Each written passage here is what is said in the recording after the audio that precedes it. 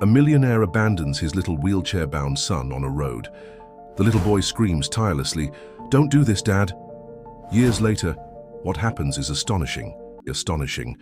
The silver Mercedes gleamed under the scorching afternoon sun, its polished surface reflecting the desolate landscape that stretched endlessly in both directions.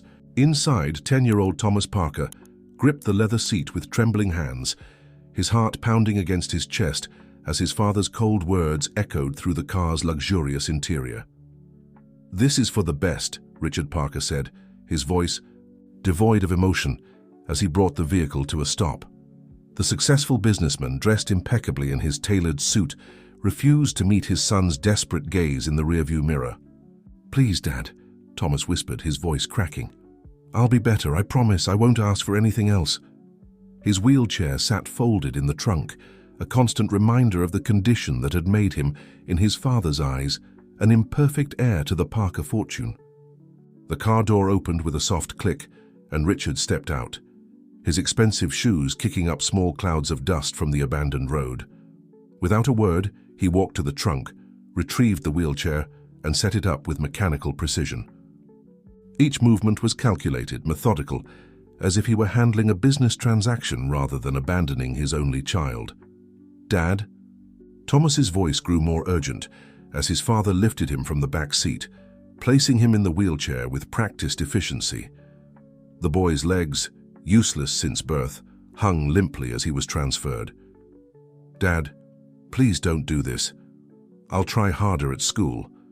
I'll stay in my room when your friends come over. I won't embarrass you anymore." Richard adjusted his tie, a nervous habit he'd developed over years of high-stakes business meetings. But this wasn't a merger or acquisition. This was his son, pleading for love that had been withheld since the day he was born. "Someone will find you," Richard said, his words carried away by the hot wind that swept across the empty road. "The Parker name. It's not meant for—" He trailed off, unable or unwilling to complete the thought. Thomas reached out, his small hand grasping at his father's sleeve. "I'm sorry I'm not the son you wanted," he sobbed, tears streaming down his face. "I'm sorry Mom's not here. I'm sorry I can't walk. Please, Daddy, please don't leave me." For a moment, something flickered across Richard's face, a shadow of doubt, perhaps even pain. But it vanished as quickly as it appeared, replaced by the same mask of indifference he'd worn for the past decade. Without another word, he turned and walked back to the car. Thomas watched, helpless, as his father slipped behind the wheel. The engine roared to life and the Mercedes began to move. "Daddy!" he screamed, his voice raw with desperation. "Please, I'll be good. I promise I'll be good." But the car continued to shrink into the distance, leaving nothing but a trail of dust and the echo of a child's broken heart. Thomas sat alone in his wheelchair, the sun beating down mercilessly as the reality of his situation began to sink. The road stretched endlessly in both directions, empty save for the occasional tumbleweed that danced across the cracked asphalt. Hours passed, and the sun began its descent toward the horizon.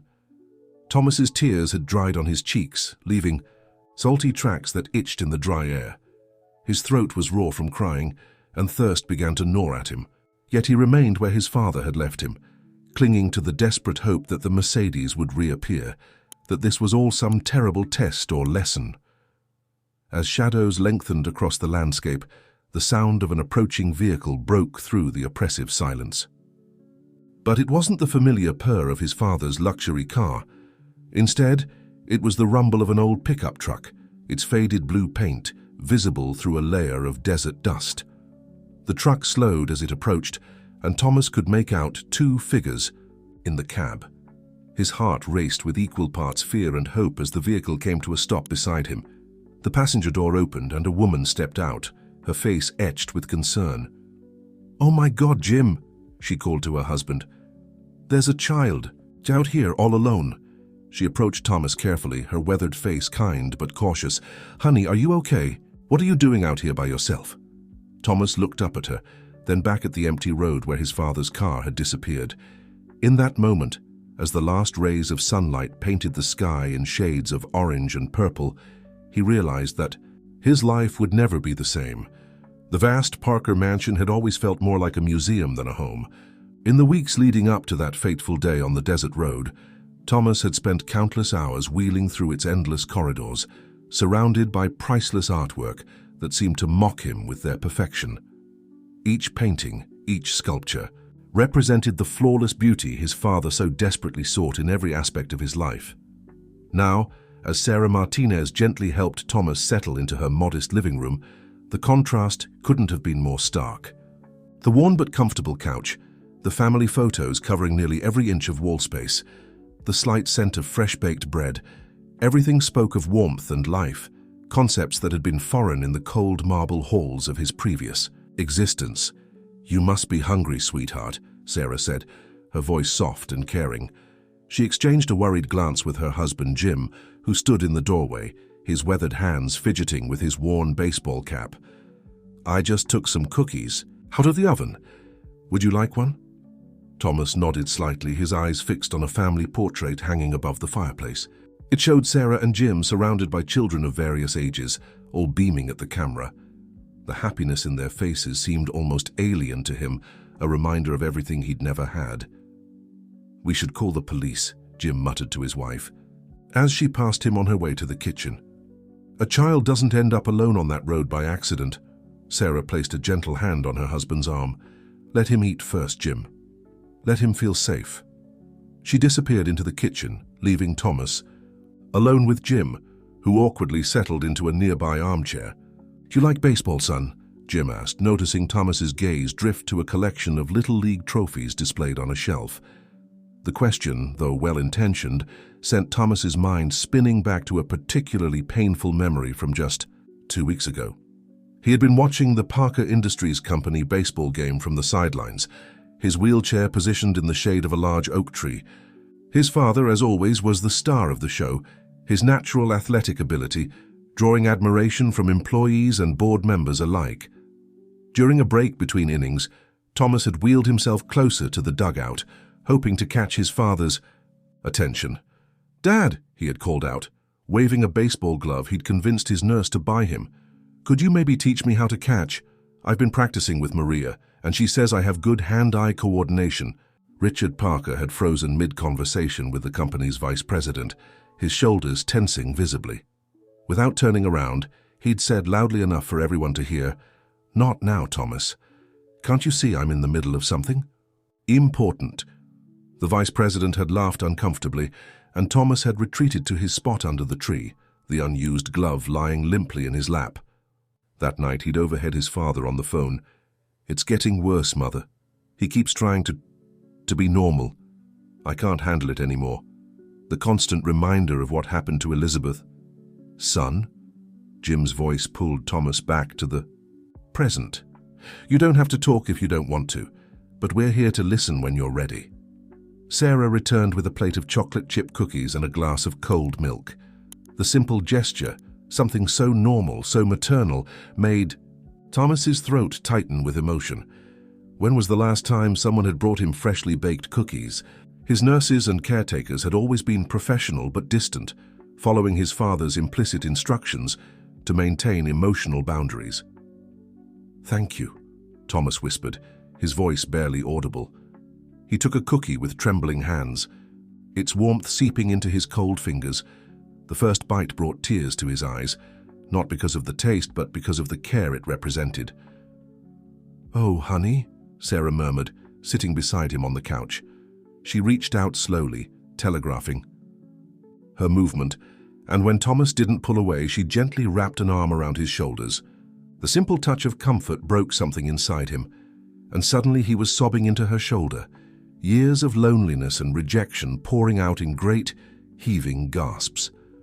Jim stood up abruptly, his face dark with anger, as he pieced together the implications of Thomas's reaction to basic kindness. "I'm calling the police," he said firmly, but Sarah caught his eye and shook her head slightly. "Tomorrow," she mouthed over Thomas's head. "Let him rest tonight."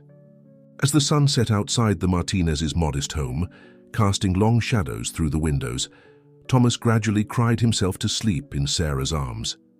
It was the first time in his memory that someone had held him while he cried. The first time. He hadn't been told to man up or stop being difficult. In his last moments of consciousness, as Sarah hummed a soft lullaby and stroked his hair, Thomas realized something that his young mind couldn't quite put into words. Sometimes the end of one story is just the beginning of another. The first. Rays of morning sunlight filtered through the threadbare curtains of the Martinez's guest room, painting unfamiliar patterns on the wall. Thomas blinked awake, momentarily disoriented by the absence of his automated blinds and the usual morning routine of nurses and caregivers.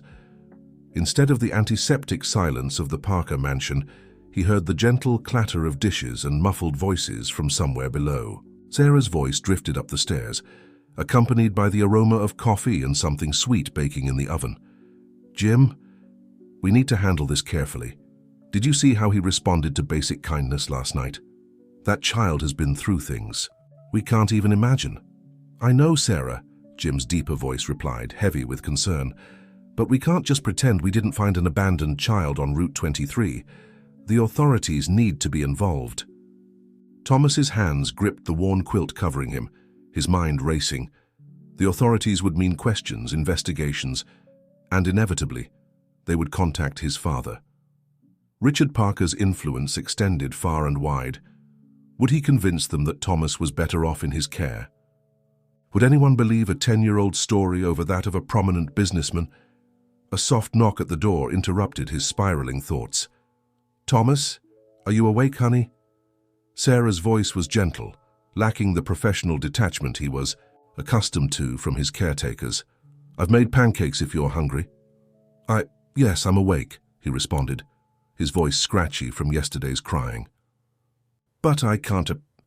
He glanced at his wheelchair, positioned just out of reach from the bed. Sarah entered the room, her face brightening with understanding.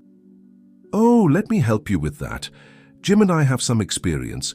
Our nephew Marco uses a wheelchair too. He stays with us sometimes during summer breaks." As she helped him into his chair with surprising competence, Thomas noticed photos on the dresser he hadn't seen the night before. They showed a teenage boy in a wheelchair, surrounded by laughing children, clearly part of the family rather than separate from it. "Marco teaches wheelchair basketball now," Sarah mentioned casually, adjusting Thomas's footrests with practiced ease. "He's actually coming to visit next week. Would you like to meet him?" The question caught Thomas off guard. In his previous life, interactions with other wheelchair users had been strictly limited to physical therapy sessions, always under his father's watchful, disapproving eye. The idea of someone like him living a normal, active life seemed almost impossible. Downstairs, the kitchen was a warm chaos of morning activity. Two children he recognized from the family portrait, probably around 13 and 8, were arguing good-naturedly over the last chocolate chip pancake. Jim sat at the head of the table, reading glasses perched on his nose as he reviewed what looked like homework assignments. "Maria Carlos, this is Thomas," Sarah introduced, wheeling him to an empty space at the table. "He's going to be staying with us for a while." The children barely paused in their pancake negotiations, offering casual highs as if wheelchair-using guests were an everyday occurrence. No stares, no awkward questions, no carefully masked pity, just normal breakfast table chaos. "You teach?" Thomas asked Jim, noticing the red pen in his hand. Jim looked up, smiling. "6th grade over at Pine Grove Elementary. Been doing it for 20 years now." He paused, something flickering across his face. "Actually, we should probably discuss school for you too. You must have been enrolled somewhere before." The unfinished sentence hung in the air, heavy with implications. Thomas stared at his empty plate, memories of his previous school experiences threatening to overwhelm him. The private academies his father had chosen, where he was treated like a delicate piece of china, segregated from the other students, for his own good. "I can do normal school," he said quickly, the words tumbling out before he could stop them. "I mean, I'm good at math and reading. I just need help getting around sometimes." Sarah and Jim exchanged glances. "Of course you can do normal school," Jim said firmly. "Pine Grove has several students with different needs. We'll make it work." The rest of breakfast passed in a blur of new experiences. Maria showed him how she and Carlos had developed a system. For sharing the last pancake, cutting it into precisely equal portions, while Sarah quietly made note of which foods he seemed to enjoy most. It was all so normal, so family-like, that Thomas found himself waiting for the other shoe to drop.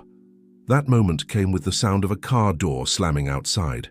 Jim stood up, his expression tightening. "That'll be Officer Rodriguez. Sarah, why don't you take the kids to get ready for school?" Thomas's heart began to race, but before he could panic, Sarah's hand found his shoulder. "Would you like me to stay with you while you talk to the officer? You don't have to do this alone." The words hit him like a physical force. You don't have to do this alone. How many times had he faced doctors, therapists, and school administrators, with only paid staff by his side? How many nights had he lain awake, trying to be strong because no one else would be strong for him? "Please," he whispered, his hand finding Sarah's. "Please stay." As Officer Rodriguez's footsteps approached the front door, Thomas sat straighter in his wheelchair. For the first time in his life, he wasn't facing authority figures as the perfectly polished, perfectly controlled Parker heir. He was just a boy, scared and hurting, but somehow stronger because someone was finally on his side. Officer Rodriguez's interview lasted over 2 hours, during which Thomas recounted the events that had led to his abandonment. The officer's face remained professionally neutral, but his pen pressed harder into his notepad at certain points in the story. Sarah never left Thomas's side, her steady presence anchoring him when memories threatened to overwhelm his composure. "We'll need to conduct a formal investigation," Rodriguez explained, closing his notebook. "Given the prominence of the parties involved, this will need to be handled carefully." He paused, looking directly at Thomas. "But I want you to know that what happened to you was wrong. No child deserves to be abandoned, no matter the circumstances." After the officer left, promising to return with social services representatives, Thomas felt drained. The weight of having spoken his truth out loud left him exhausted yet somehow lighter. Sarah seemed to understand without words, wheeling him to the backyard where a small garden offered a peaceful retreat. "My mother always said gardens were good for the soul," she mentioned, positioning his chair near a patch of bright yellow marigolds. "When things get too overwhelming, sometimes it helps to just sit and watch things grow." The afternoon sun warmed Thomas's face as he observed a butterfly landing on nearby flowers. In the Parker mansion's meticulously maintained gardens, insects were considered pests to be eliminated. Here they were part of the natural order, contributing to the beauty rather than detracting from it. "What's going to happen now?" he asked. Finally, his voice small against the backdrop of chirping birds and rustling leaves. Sarah took a moment before responding, her hands busy with garden tools. "Well, legally there will be investigations and hearings, but right here, right now, you're going to be part of our family for as long as you need to be. We'll take it, one day at a time." But what if he comes back? The question that had been haunting Thomas since the previous day finally escaped. What if my father decides he made a mistake? Sarah set down her trowel, turning to face him fully. "Thomas, listen to me carefully. What your father did wasn't a mistake. It was a choice, a wrong choice. And while I can't promise you exactly what will happen next, I can promise you this. Jim and I will fight for you. You're not alone anymore." The afternoon transitioned into evening, and the Martinez household fell into its normal routine. Carlos showed Thomas his collection of comic books, explaining elaborate storylines with infectious enthusiasm. Maria helped him navigate the house's layout, pointing out which areas might be tricky for his wheelchair, and suggesting solutions with the casual expertise of someone used to considering accessibility. During dinner, Jim brought up the subject of school. "I spoke with Principal Bennett today. She's excited to have you join us at Pine Grove, and we've already started arranging the necessary accommodations. Would you like to visit the campus tomorrow? See how you feel about it." The offer was presented so naturally, so different from the lengthy evaluations and special arrangements that had characterized his previous educational experiences. "Really? Just like that?" "Just like that," Jim confirmed, passing him a bowl of mashed potatoes. "Education is a right, not a privilege.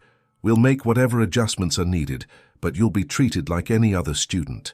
Later that night, as Sarah helped him prepare for bed, Thomas noticed something on the nightstand that hadn't been there the previous evening, a family photo album. "I thought you might like to learn more about us," she explained. "And maybe someday you'll want to add your own pictures to it." The simple gesture brought unexpected tears to his eyes.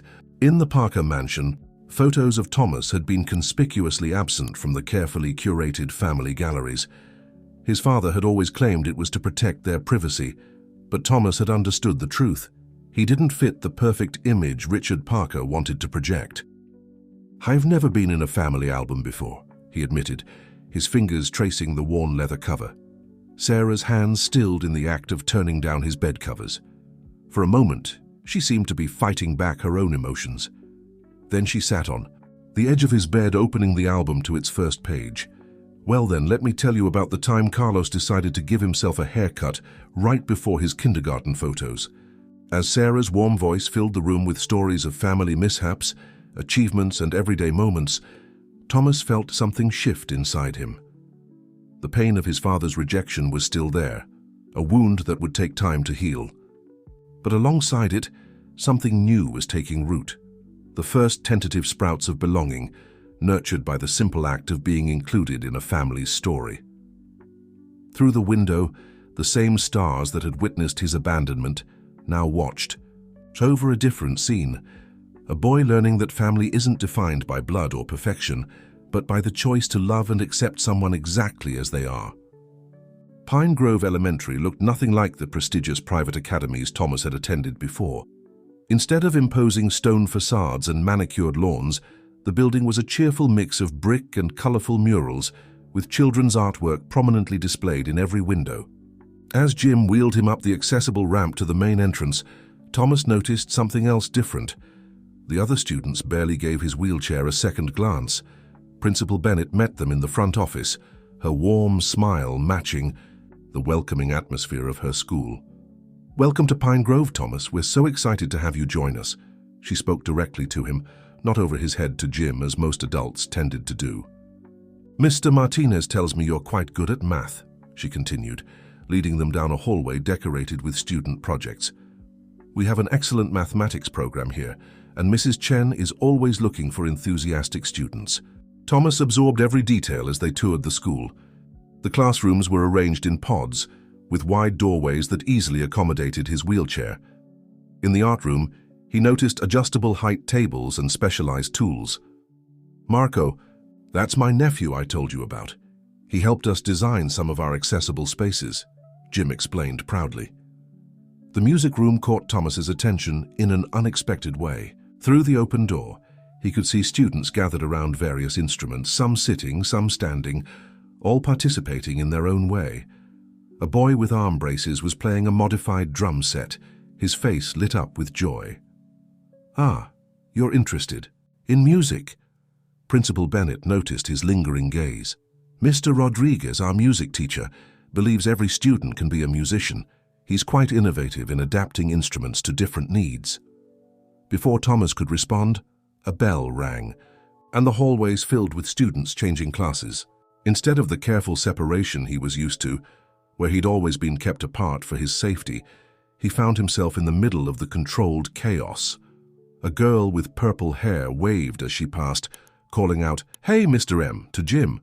A boy, on crutches, navigated the crowd with practiced ease, joking with his friends. "Would you like to start tomorrow?" Principal Bennett asked as they concluded the tour. "We've already prepared a desk for you in Mr. Martinez's class, and our staff is ready to provide any support you need." Thomas looked up at Jim, who gave him an encouraging nod. "Yes," he answered, surprising himself with his certainty. "I'd like that very much." The next morning brought a mix of anxiety and excitement. Sarah helped him choose clothes from the new wardrobe they'd purchased, simple, comfortable items so different from the formal uniforms his father had insisted upon. As they pulled up to the school, Thomas spotted Carlos waiting by the entrance with a group of friends. "Hey, Thomas," Carlos called out, waving enthusiastically. "Come meet my friends." The introduction was casual, natural. "This is Thomas. He's staying with us," Carlos explained simply. He's awesome at Space Rangers. He totally destroyed my high score last night. Just like that, Thomas found himself part of a group conversation about video games and favorite superheroes. No one asked about his wheelchair. No one treated him differently. When the bell rang, a boy named Miguel naturally fell into step beside him as they headed to class. Jim's classroom was everything Thomas hadn't known education could be. Instead of rigid rows of desks, the space was arranged in collaborative clusters. Jim taught with infectious enthusiasm, encouraging discussion and questions. When Thomas correctly solved a particularly challenging math problem, his new classmates spontaneously applauded. During music class, Mr. Rodriguez approached Thomas with genuine interest. "I hear you've never played an instrument before," he said, wheeling over a cart of various options. "Would you like to explore some possibilities? Music isn't about what you can't do, it's about discovering what you can." The teacher demonstrated different instruments, modified with adaptive accessories when needed. When Thomas expressed interest in the keyboard, Mr. Rodriguez showed him how the sustain pedal could be operated by hand instead of foot. "Music finds a way," he said with a wink. "It always finds a way." Lunch in the cafeteria could have been intimidating, but Carlos had already saved him a spot at his regular table. The conversation flowed naturally, including him in debates about the best superhero movies and plans for the upcoming school science fair. When Thomas dropped his fork, Miguel simply handed him another one. No fuss or awkward attention drawn. To the moment. In art class, Mrs. Peterson introduced him to adaptive art tools that made painting easier with his specific motor skills. "Art is about expression, not perfection," she said, helping him adjust his grip on a modified brush. "Just let the colors speak for you." By the end of the day, Thomas's head was spinning with new experiences and possibilities. As Sarah picked him up, Jim had to stay late for a staff meeting. She found him animated in a way she hadn't seen before. "And then in music class," he explained excitedly on the drive home, "Mr. Rodriguez showed me how I could play the keyboard with these special attachments. He says I have good rhythm, and maybe next week he can show me some basic chords." Tara smiled at his enthusiasm in the rearview mirror. "It sounds like you had a wonderful first day. Did anything surprise you the most?" Thomas thought for a moment, watching the familiar streets of his new neighborhood pass by. I think it was that nobody tried to make things perfect. They just made things possible." The profound simplicity of his observation hung in the air as they pulled into the driveway. For the first time in his life, Thomas had experienced education not as a carefully controlled environment designed to accommodate his limitations, but as an open invitation to explore his possibilities. The weeks at Pine Grove fell into a comfortable rhythm, each day bringing new discoveries and small victories. Thomas found himself looking forward to school, especially music class, where Mr. Rodriguez's encouragement was helping him discover talents he never knew he possessed. But it wasn't until a rainy Saturday afternoon, 3 weeks after his arrival at the Martinez home, that everything changed. Sarah was cleaning out the garage, with Thomas helping to sort through boxes of old belongings. "We're like squirrels," she laughed, opening another dusty carton. "We keep everything, swearing we'll need it someday." As she moved aside a stack of old magazines, Thomas spotted something intriguing, the worn neck of what appeared to be a guitar case protruding from behind some boxes. "What's that?" he asked, pointing. Sarah's expression softened with recognition. "Oh, that's Papa Joe's old guitar." She carefully extracted the case, laying it across Thomas's lap. "Jim's father. He used to play at all our family gatherings. The house would fill with music and everyone would sing along, even if they didn't know the words." Thomas ran his fingers over the worn leather case, fascination evident in his eyes. "What happened to him?" "He moved on to a better place a few years ago," Sarah said gently, helping Thomas open the case. "But he always said this guitar had more songs left in it, waiting for the right person to find them." The instrument inside was beautiful in its imperfection, a classic acoustic guitar with subtle wear marks that spoke of years of loving use. The wood gleamed warmly even in the garage's fluorescent lighting, and Thomas could see his reflection in its polished surface. Would you "Would you like to hold it?" Sarah asked, noticing his entranced expression. Thomas hesitated. "But I can't play it. I mean, don't you need to use your legs to hold it properly?" Sarah's eyes sparkled with that familiar look that meant she had an idea. "Wait here," she said, disappearing into the house. She returned moments later with several throw pillows. With careful adjustments, she created a support system that allowed the guitar to rest securely across Thomas's lap. "There," she said, stepping back to examine her handiwork. "Papa Joe always said music finds a way to those who need it. Maybe this is your way." Thomas tentatively touched the strings, producing a soft, discordant sound that nevertheless sent a shiver of excitement through him. It was nothing like the precise electronic notes of the keyboard in music class. This was organic, raw, alive. "I could show you a few basic things," Sarah offered. "I'm no expert, but Papa Joe taught me enough to accompany simple songs." For the next hour, Sarah demonstrated how to hold his hands, how to form basic chords. Though some positions were challenging with his specific motor skills, they discovered that by adapting the traditional techniques, Thomas could produce clear, beautiful notes. "You know," Sarah said as they worked, "Papa Joe used to say that the best music comes from the heart, not the hands. He believed every scratch and dent in this guitar added to its voice, made its story richer." As the afternoon wore on, Maria and Carlos were drawn to the garage by the sounds of practice. Instead of teasing or showing impatience with his beginners' efforts, they settled in to watch, occasionally offering encouragement or suggesting songs they knew. "Mum used to sing in the church choir," Maria shared, sitting cross-legged on a nearby box. "Maybe you two could practice together." Sarah blushed. "Oh, I haven't sung properly in years." "Please," Thomas asked, surprising himself with his eagerness. In his previous life, showing enthusiasm for anything had often led to disappointment. But here, in this garage filled with dusty treasures and family memories, he felt safe to want things.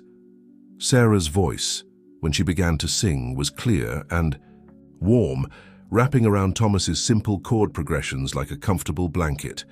She chose an old folk song, one with easy repetitions that allowed Thomas to anticipate the changes. As they played and sang, Jim appeared in the garage doorway, drawn by the music. His eyes grew wet as he recognized his father's guitar, but his smile was bright. Without a word, he pulled up another box and joined the impromptu audience. The rain continued to fall outside, creating a gentle percussion to accompany their practice session. Thomas's fingers were beginning to tire, unused to the string's resistance, but he didn't want to stop.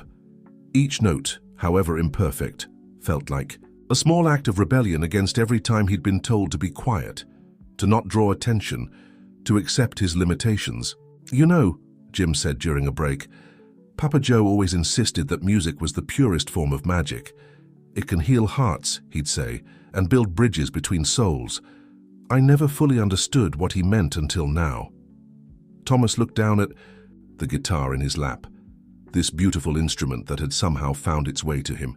In the polished wood, he caught a glimpse of his reflection again, but this time he saw something different. Not a boy defined by what he couldn't do, but an artist discovering what he could. "Could we do this again tomorrow?" he asked, hope fragile but present in his voice. Sarah smiled, exchanging a look with Jim. "I think Papa Joe's guitar has been waiting in this garage long enough. Why don't we find a proper place for it in your room?" As they carefully packed up the instrument, Thomas realized that for the first time since being left on that desert road, he wasn't thinking about his father or the life he'd lost.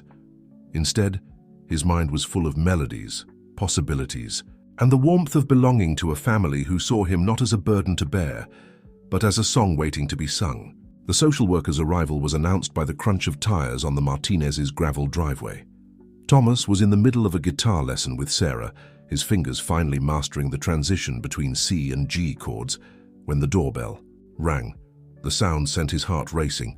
Official visits had never brought good news in his experience. "It's okay, honey," Sarah reassured him, helping him position his wheelchair. "Ms. Thompson is here to help. She's on your side." But Thomas couldn't help noticing how she squared her shoulders as if preparing for battle. Ms. Thompson was different from the polished, intimidating social workers his father had occasionally paraded through the Parker mansion. Her suit was slightly rumpled, her curly hair escaped its professional bun, and her smile reached her eyes when she greeted Thomas. "I've been reviewing your case," she said, settling into the living room couch. "And I have to tell you, Thomas, you're very brave for speaking up about what happened." Thomas's hands twisted in his lap. Has my father said anything?" Ms. Thompson's expression tightened slightly. "Mr. Parker has retained legal counsel and issued a statement claiming there's been a misunderstanding. He says he left you in the care of a trusted employee who was supposed to meet you at that location." The lie hit Thomas like a physical blow. In his mind, he heard his father's last words again, felt the desert wind on his face as the Mercedes disappeared into the distance. Sarah's hand found his shoulder, grounding him in the present. "That's not what happened," he said, his voice stronger than he expected. "He left me there alone. He said the Parker name wasn't meant for—" He couldn't finish the sentence. "I believe you," Ms. Thompson said firmly, "and we have evidence supporting your account. The gas station security camera 3 miles down the road caught Mr. Parker's car passing through, alone, both before and after the time you were left there." Jim, who had been quietly observing from the doorway, spoke up. "What happens now?" "There will be a hearing next month," Ms. Thompson explained. "Given the high-profile nature of the case, the court wants to proceed carefully. In the meantime, Thomas will remain here with you, if that's agreeable to everyone." "Of course it is," Sarah responded immediately. "Thomas is family now." The word family sparked something in Thomas's memory. "What about my grandmother and my aunts? Do they know what happened?" Ms. Thompson consulted her notes. "We've reached out to your paternal grandmother, Mrs. Eleanor Parker. She declined to be involved at this time." Thomas nodded, unsurprised but still hurt. His grandmother had always been his father's strongest ally in maintaining the perfect Parker image. She'd been the one to suggest sending him to boarding school when he was 8, though his father had ultimately decided against it. "I have some other news, Ms. Thompson continued, her tone gentler. "We've located your maternal grandparents." The room seemed to freeze. Thomas had never known anything about his mother's family. His father had forbidden any mention of them after his mother's passing. "They live in Arizona," Ms. Thompson explained. "They've been searching for you for years. Your father's lawyers kept them from making contact, but now they very much want to meet you, only if you're comfortable, of course." Thomas felt overwhelmed by the rush of emotions. Anger at his father's deception, curiosity about this unknown family, fear of more rejection. Almost unconsciously, his hands reached for Papa Joe's guitar, which had become a source of comfort over the past weeks. Sarah noticed the gesture. "Why don't we take a break? Thomas has his first school music performance tomorrow, and he needs to practice." Ms. Thompson smiled understandingly. "Of course, we don't need to decide anything today. Just think about it, Thomas. Your maternal grandparents have written you a letter when you're ready to read it." After she left, Thomas remained quiet, absently strumming the guitar strings. The Martinez family gave him space, understanding his need to process. It wasn't until after dinner, as Sarah was helping him prepare for bed, that he finally spoke. "What if they're disappointed too? My mother's parents. What if they see me and feel the same way my father does?" Sarah sat on the edge of his bed, her face serious. "Thomas, listen to me. Your father's actions reflect on him, not on you. You are an amazing young man, talented, kind, and stronger than you know. Anyone who can't see that is missing out on knowing someone truly special."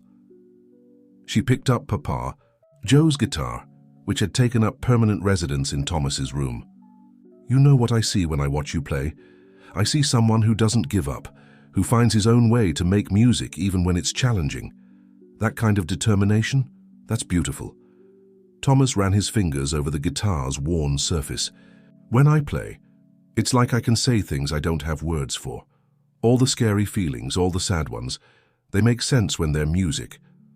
Then maybe that's how you should meet your grandparents, by letting them see the real you, music and all. You're playing at the school concert tomorrow. Why don't we invite them to come, let them see you shine on your own terms?" The suggestion terrified and excited Thomas in equal measure. The thought of performing was already nerve-wracking. He'd only been playing for a few weeks. But there was something appealing about meeting his mother's parents in a moment when he felt strong, doing something he loved. "Will you help me practice one more time?" he asked Sarah. "I want to get it perfect." Sarah smiled, helping him position the guitar. "Remember what Papa Joe always said, perfect is boring. Real music comes from the heart." As they worked on his performance piece, a simple but moving arrangement of Amazing Grace that Mr. Rodriguez had helped him adapt, Thomas felt his anxiety about tomorrow beginning to transform into determination. For the first time in his life, he would face his family not as the disappointing heir to the Parker fortune, but as himself, a boy who had found his voice through music. The Pine Grove Elementary Auditorium buzzed with excitement on the evening of the music showcase. Proud parents filled the seats, cameras at the ready, while nervous performers practiced last-minute runs backstage. Thomas sat in his wheelchair near the edge of the stage, Papa Joe's guitar across his lap, trying to remember Sarah's breathing exercises. Mr. Rodriguez approached, adjusting the microphone stand to the perfect height for Thomas's performance. "How are you feeling, maestro?" he asked, his warm smile helping to calm Thomas's nerves. "A little scared," Thomas admitted. "What if I mess up? What if they don't like it? You know what I think, Mr. Rodriguez knelt beside him. "I think music isn't about being perfect. It's about being honest. And you, my friend, have one of the most honest hearts I've ever met." From his position, Thomas could see the Martinez family in the front row, Jim filming with their old video camera, Sarah mouthing, "You've got this," Carlos and Maria holding up a homemade sign decorated with music notes. But his eyes kept drifting to the empty seats they'd reserved, wondering if his maternal grandparents would actually come. The showcase began with the elementary school band, followed by several solo performances.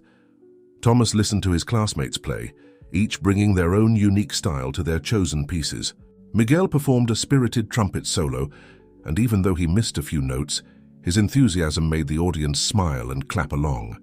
As his turn approached, Thomas felt his heart racing. Then, just as Mr. Rodriguez was about to announce his name, movement at the back of the auditorium caught his attention. An older couple was being shown to the reserved seats, the woman's silver hair gleaming under the lights, the man's weathered face bearing a hesitant expression. "Ladies and gentlemen," Mr. Rodriguez's voice carried through the speakers, "please welcome Thomas Parker, performing his own arrangement of Amazing Grace." Sarah had helped him wheel onto the stage earlier, positioning him where the spotlight would catch the natural wood grain of Papa Joe's guitar. Now, as all eyes turned to him, Thomas took a deep breath and looked at his guitar instead of the audience. His fingers found the first chord, muscle memory taking over despite his nerves. The notes rang out clear and true, filling the auditorium with their simple beauty. Thomas had practiced this arrangement countless times, but tonight it felt different, more meaningful, more personal. As he played, he dared to glance at his grandparents. His grandmother, his mother's mother, had her hands pressed to her mouth, tears streaming down her face. His grandfather sat rigid, his expression unreadable in the dim light. The melody flowed from his fingers, each note carrying emotions he couldn't express in words. The pain of abandonment, the joy of finding a new family, the hope of connections yet to be made. When he reached the final verse, Thomas did something he hadn't planned. He began to sing. His voice wasn't powerful or trained, but it was sincere. Sarah had been helping him practice in secret, showing him how to project from his diaphragm despite his physical challenges. The words took on new meaning as he sang them. "Through many dangers, toils and snares I have already come. 'Tis grace that brought me safe thus far, and grace will lead me home." The last note faded into silence. For a moment, no one moved or spoke. Then from the silence erupted into thunderous applause. The entire auditorium rose to their feet, led by Carlos and Maria, who were practically jumping with excitement. But Thomas barely registered the standing ovation. His eyes were fixed on his maternal grandparents, who were both openly weeping now. As Mr. Rodriguez helped wheel him off stage, Thomas could hear snippets of conversation from the audience. Incredible. Such emotion. Who taught him to play like that? The praise felt surreal, like it was happening to someone else. His hands were still shaking from the adrenaline of performing. Backstage, the Martinez family surrounded him with hugs and congratulations. "That was amazing," Carlos exclaimed, practically bouncing. "You didn't tell us you were going to sing too." "I wasn't sure I would," Thomas admitted, still breathless from the performance. "It just felt right in the moment." Sarah knelt beside his wheelchair, her eyes glistening with proud tears. "Your voice was beautiful, honey, and did you see? They came." Before Thomas could respond, Mr. Rodriguez appeared with a gentle smile. "Thomas, there are some people who would very much like to meet you if you're ready." Thomas's heart began racing again, but this time it wasn't stage fright. He looked at Sarah, who squeezed his hand reassuringly. "We'll be right here if you need us." His maternal grandparents were waiting in the music room away from the crowd. His grandmother, he didn't even know her name yet, had his mother's eyes according to the few photographs he'd managed to see over the years. His grandfather stood tall but gentle, his weathered face marked by years of emotion. "Thomas," his grandmother breathed, taking a hesitant step forward. "You look so much like Elizabeth, like your mother." The comparison startled him. No one had ever told him that before. His father had always changed the subject whenever Thomas asked about his mother's appearance.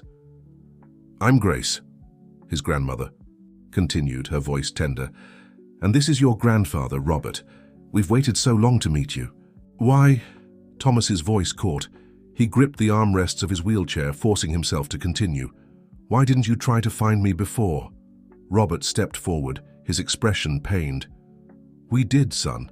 For years we tried. Your father's lawyers blocked every attempt.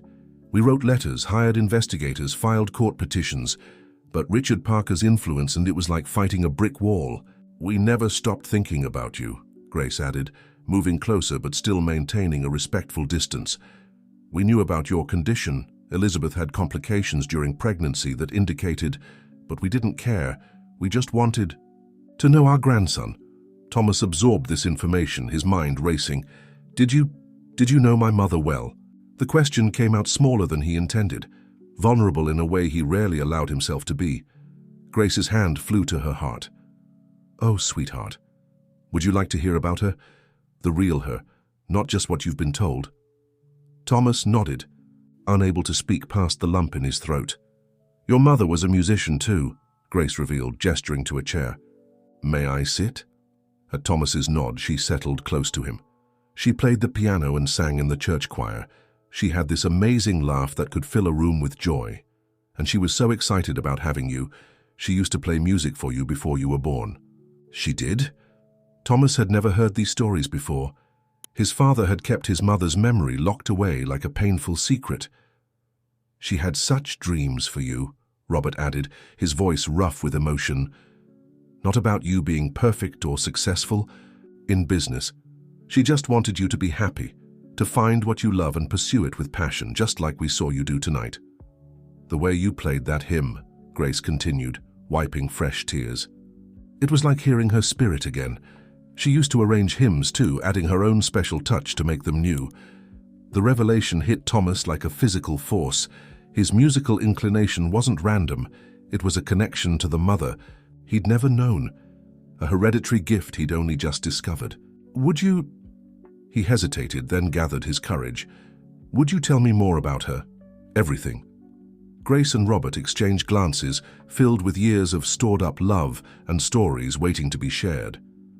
"We brought photo albums," Grace said, "and home videos.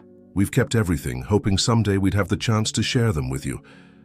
"But only if you want," Robert added quickly. "We know this is a lot to take in. We don't want to overwhelm you." Thomas looked toward the door where he knew the Martinez family was waiting, giving him space but ready to support him if needed. Then he looked back at his grandparents, seeing in their faces the missing pieces of his own history. "I want to know everything," he decided. "But can my family stay too? The Martinezes, they've become my family too."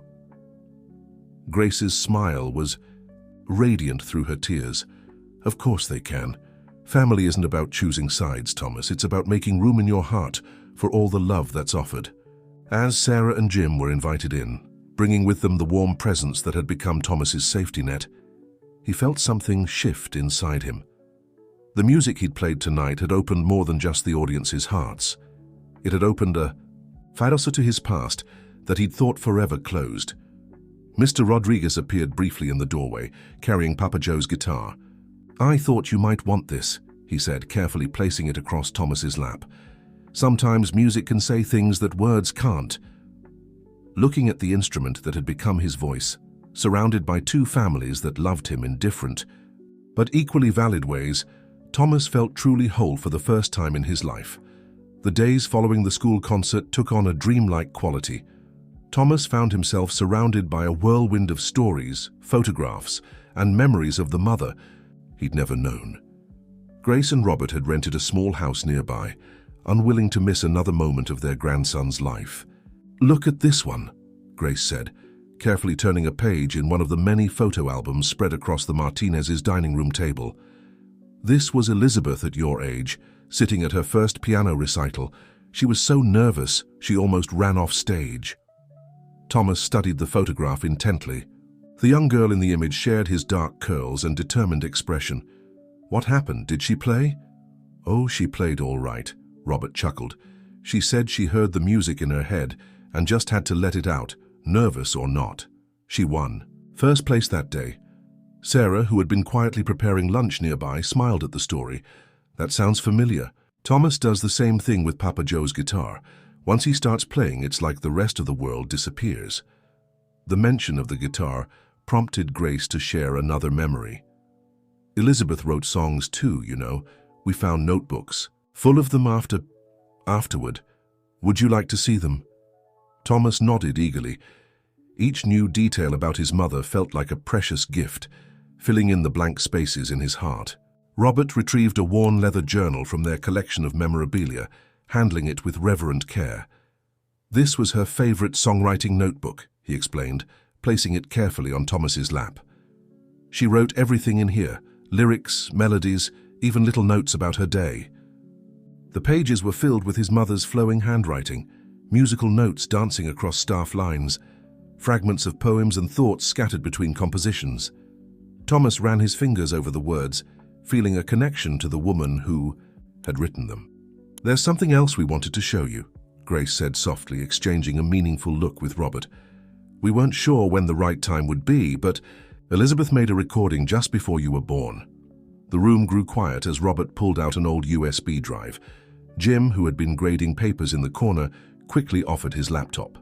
As they gathered around the computer, Thomas felt his heart racing with anticipation. The video began playing, showing a young woman seated at a piano. Her belly was swollen with pregnancy, and her face glowed with joy as she looked at the camera. "Hi, little one," she said, her voice clear and musical.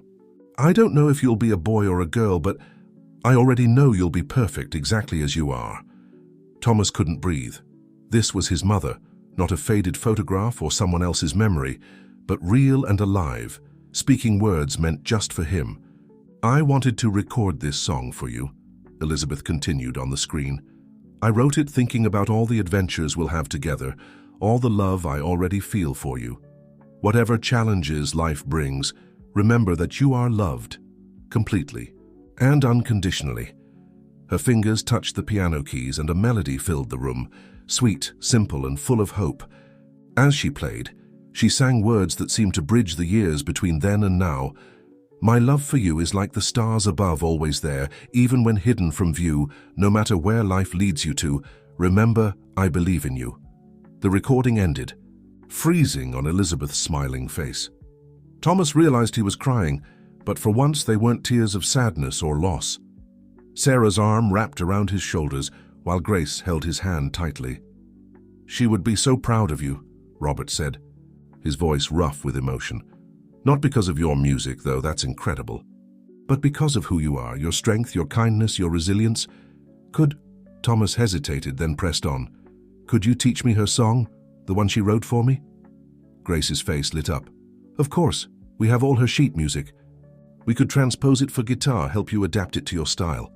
And maybe," Sarah added gently, "you could write your own verse to add to it. Make it a duet across time." The idea resonated deeply with Thomas.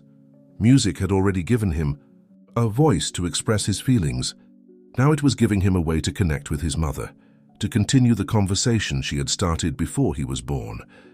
That evening, as the combined families worked together to prepare dinner, Thomas sat with Papa Joe's guitar, experimenting with his mother's melody.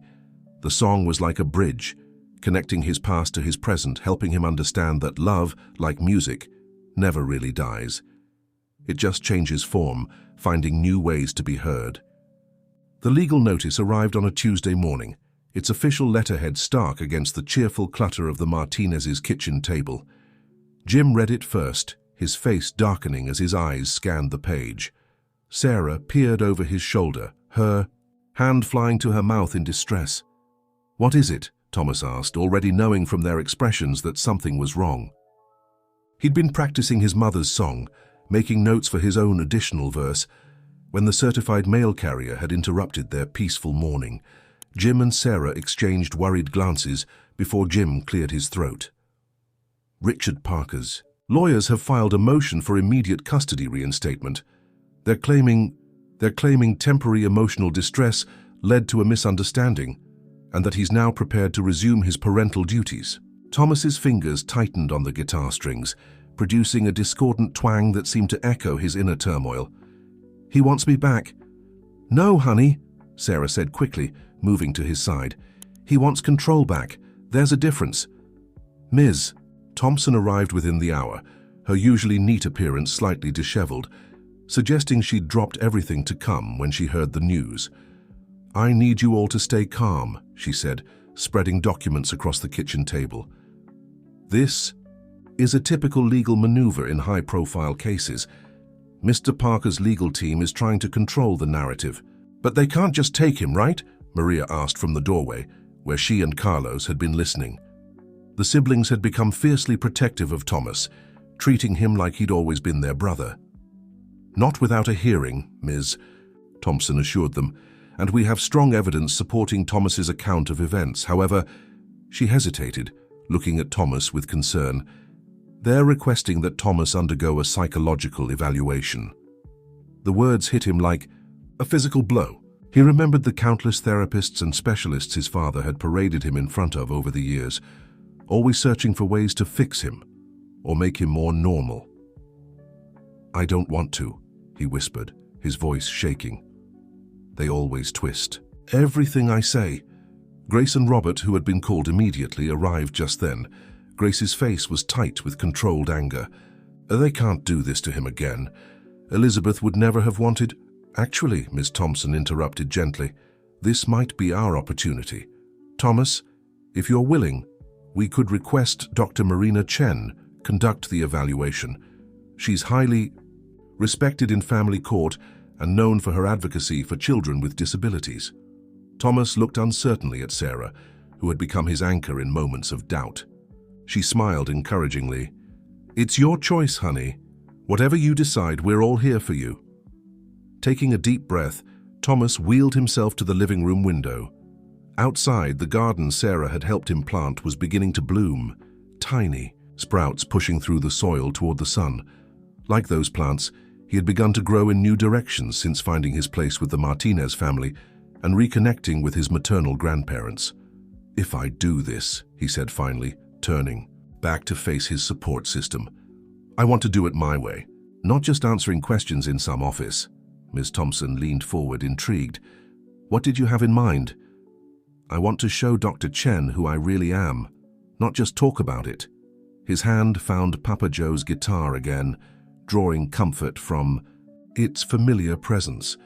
"I want her to see me at school with my friends playing music. I want her to understand that I'm not broken. I'm just different from what my father wanted me to be." A slow smile spread across Ms. Thompson's face. "That's actually a brilliant approach. It would give Dr. Chen a comprehensive view of your life now, not just a snapshot in a clinical setting." "And," Robert added, his eyes twinkling, "she should hear Elizabeth's song, the one you're working on adapting." Thomas nodded, feeling stronger as the plan took shape. "I want her to see that I have a real family now. Maybe not the kind that looks good in Parker Industries promotional photos, but one that loves me for who I am." Sarah wrapped her arms around him from behind, her voice thick with emotion. "Oh, sweetheart, you've come so far from that scared boy we found on the roadside." The rest of the morning was spent making arrangements. Ms. Thompson made calls to set up the evaluation, while Grace and Robert shared stories about Elizabeth's own struggles with the Parker family's rigid expectations. Jim and Sarah provided documentation of Thomas's progress at school, and Carlos and Maria insisted on creating a video compilation of their favorite moments with their new brother. As the adults discussed legal strategies, Thomas retreated to the garage, his favorite practice space, with Papa Joe's guitar. The song he was working on, combining his mother's melody with his own experiences, felt more important than ever now. It wasn't just music anymore. It was evidence of his journey, proof that he had found his voice despite everything that had tried to silence him. Through the garage window, he could see the Martinez's old pickup truck parked beside Grace and Robert's rental car. Two different vehicles, two different families, but both part of the convoy that had helped transport him from darkness into light. As he began to play, working on the bridge between his mother's verse and his own, Thomas realized something profound. Sometimes the best defense isn't hiding who you are, but showing it more clearly than ever. Dr. Marina Chen didn't look anything like the stern specialists Thomas remembered from his past. She arrived at Pine Grove Elementary, wearing a bright scarf decorated with musical notes and carrying a worn leather messenger bag instead of a clinical briefcase. Her smile was genuine as she greeted Thomas in Mr. Rodriguez's music room. "So, Thomas," she said, settling into a chair while he positioned his wheelchair near the piano, Papa Joe's guitar across his lap. "Ms. Thompson tells me you wanted to show rather than just tell. I think that's a wonderful idea." The music room had become Thomas's sanctuary over the past months. Mr. Rodriguez had helped him set up a special practice area where he could easily reach his instruments and music sheets. The walls were covered with student artwork inspired by different songs, including a painting Thomas had created while listening to his mother's composition. "I thought," Thomas began, his voice steady despite his nerves, "that maybe you could see a normal day for me, not just me talking about it." Dr. Chen nodded encouragingly. "Lead the way." The morning unfolded naturally, starting with Thomas's math class. Dr. Chen observed from the back as he participated in group work, solving equations with his classmates. She noted how the other students included him automatically, adjusting their positions to accommodate his wheelchair without making a fuss. During lunch, she watched him joke with Carlos and Maria, sharing food and stories like any other kid. When he dropped his fork, Miguel handed him another one without interrupting his story about the latest superhero movie. "They're not just being nice because you're here," Thomas explained as they moved to his afternoon classes. "It took time, but they see me now, not just the chair." Art class was particularly revealing. Mrs. Peterson had adapted tools and techniques to work with Thomas's abilities, but she never lowered her expectations. His current project, a multimedia piece incorporating sheet music from his mother's journal, showed remarkable creativity and skill. "Tell me about this piece," Dr. Chen asked, studying the artwork thoughtfully. "It's about connection," Thomas explained, pointing out different elements. "See these musical notes? They're from my mom's song, and these colors, they represent my families. The blues for the Martinezes, the greens for my grandparents, they all flow together like harmony and music." The day's observations culminated in the music room, where Thomas had prepared something special. Mr. Rodriguez helped set up the recording, equipment they'd been using to document Thomas's progress with his mother's song. "Before I play," Thomas said, his hand resting on the guitar, "I want you to hear something." He nodded to Mr. Rodriguez, who played the video of Elizabeth at the piano, singing her song for her unborn child. Dr. Chen watched intently, her eyes moving between the young woman on the screen and the boy before her. When the recording ended, she wiped away a tear. "That was beautiful, Thomas. Did you know your mother?" "Not until recently," he answered honestly. "My father, he never talked about her, but now I have her music, her journals, and I'm learning who she was through her parents, my grandparents. And how does that make you feel? Thomas considered the question carefully. Like I found a missing piece of myself. My father always made me feel wrong, broken. But my mum, in her song, she already loved me exactly as I am, and now I have two families who feel the same way. He positioned his fingers on the guitar strings. I've been working on her song, adding my own part to it. Would you like to hear it? Dr. Chen nodded, settling back to listen. Thomas began to play, starting with his mother's melody. The familiar notes filled the room, but then the music shifted, incorporating new elements. Where Elizabeth's portion had been full of anticipation and hope, Thomas's addition spoke of resilience and discovery. The two parts intertwined, creating something entirely new, yet connected to its origins. As the last notes faded, Thomas looked up to find not only Dr. Chen watching, but Sarah, Jim, Grace, and Robert standing in the doorway. They had arrived for the parent portion of the evaluation, only to find themselves witness to this moment of musical testimony. Thomas, Dr. Chen said softly, I've been doing these evaluations for 20 years. Most children try to tell me what they think I want to hear, but you've shown me who you really are, and who you are is remarkable. She began packing up her notes, but paused to add, your mother's song was about the love she already had for you. Your addition to it shows the love you've found for yourself. That's not something any court document can measure. As the adults moved to Jim's office to complete the formal interview portions, Thomas remained in the music room, his fingers still resting on the guitar strings. Through the window, he could see students leaving for the day, their normal afternoon routines continuing, regardless of evaluations or court cases. A sense of peace settled over him. For the first time since receiving the legal notice, he wasn't afraid. He had shown his truth, not through carefully prepared statements or coached responses, but through the language that had become his own: music. Sarah poked her head back into the room. You okay, honey? Need anything? Thomas smiled, a genuine expression that reached his eyes. No, I'm good. Actually, I think I just figured out the ending for my part of the song, because that's what his life had become. Not an ending dictated by abandonment and rejection, but a new composition, created note by note, supported by the love of two families and the enduring spirit of a mother who had loved him before. She even knew him. Dr. Chen's evaluation report arrived on a bright spring morning, coinciding with an unexpected visitor to Pine Grove Elementary. Thomas was in the middle of music class, working with Mr. Rodriguez on the final arrangements of his mother's song, when Principal Bennett appeared at the door with a distinguished-looking woman in a tailored suit. Mr. Rodriguez, Thomas, Principal, Bennett said, her smile warm but slightly nervous. This is Ms. Diana Foster, from the National Youth Music Foundation. She was in the audience at our school showcase last month. Thomas's hands stilled on the guitar strings as Ms. Foster stepped forward. Her presence commanded attention, but her eyes were kind as she addressed him directly. Thomas, your performance that night was extraordinary. The way you adapted Amazing Grace showed remarkable musicality, especially for someone so young. Mr. Rodriguez beamed with pride. Thomas has a natural gift, and he's been working on an original piece that's even more impressive. Ms. Foster's eyebrows raised with interest. An original composition. Would you be willing to share it?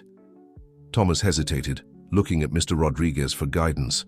The song he'd been working on, his mother's melody interwoven with his own additions, felt intensely personal. He'd only performed it completely for Dr. Chen during the evaluation. It's your choice, Mr. Rodriguez said gently, but sometimes sharing our most personal music is how we connect with others who need to hear it. Taking a deep breath, Thomas nodded. It's a song my mother wrote before I was born. I found it recently, and I've been adding my own part to it. As he began to play, the familiar notes of his mother's melody filled the music room. The love and hope in her composition flowed through his fingers, leading into the bridge he'd created, the part where her voice from the past met his present. When he reached his own addition, the music transformed, carrying the weight of his experiences but also the joy of discovery and belonging. The last note hung in the air for a moment before Ms. Foster spoke. That was remarkable. The emotional depth, the technical skill in blending two distinct voices while maintaining their individual integrity. She paused, choosing her words carefully. Thomas, the foundation is organizing a special concert series called New Voices, New Visions. It features young musicians who bring unique perspectives to their art. We would be honored if you would consider performing. Thomas's heart raced. You mean on a real stage? At the Central City Concert Hall, Ms. Foster confirmed. The foundation specifically seeks to highlight artists who demonstrate that music transcends physical limitations. Your performance would inspire others to see possibilities rather than obstacles. Before Thomas could respond, Principal Bennett interjected. Of course, we'd need to discuss this with his family and legal guardians, given the current circumstances. Ms. Foster looked confused, but didn't press for details. Instead, she handed Thomas a formal invitation. The concert is in 3 weeks. Take some time to think about it. Discuss it with your family. We'd provide any accommodations you need, and you'd have access to our professional recording studio for rehearsals. After she left, Thomas sat in silence, the invitation trembling slightly in his hands. Mr. Rodriguez pulled up a chair beside him. What are you thinking? I want to do it, Thomas said slowly. But what if my father tries to stop it? What if he uses it against me in court somehow? Then we make sure Dr. Chen's report reaches the judge first, came Sarah's voice from the doorway. She had arrived for her regular lunch visit, catching the end of the conversation. Speaking of which, she held up an official-looking envelope. Thomas wheeled over quickly. Is that... Sarah nodded, sitting down to open the report. As she read, her eyes filled with tears, but her smile was radiant. Oh, Thomas, she understood, she really understood. The report detailed Dr. Chen's observations, describing Thomas as a remarkably resilient young man who has found his voice through music and the support of a loving extended family. She specifically noted how the Martinez family and his maternal grandparents had created an environment where Thomas could thrive, contrasting it with the emotionally restrictive and potentially harmful atmosphere of his previous life. Most importantly, she strongly recommended against Richard Parker's petition for custody reinstatement, citing Thomas's extraordinary progress in his current situation and the clear evidence of emotional neglect in his former home. So, they can't make me go back? Thomas asked, hardly daring to hope. The judge still has to make the final decision, Sarah explained gently. But Dr. Chen's recommendation carries a lot of weight. And now, she picked up the invitation from the Music Foundation.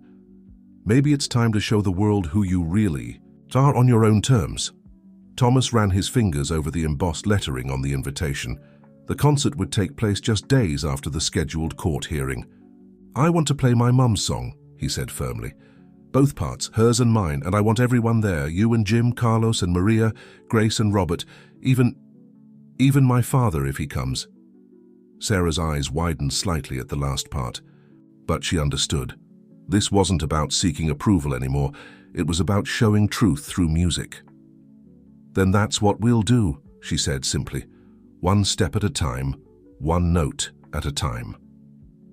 As they left the music room for lunch, Thomas caught his reflection in the window.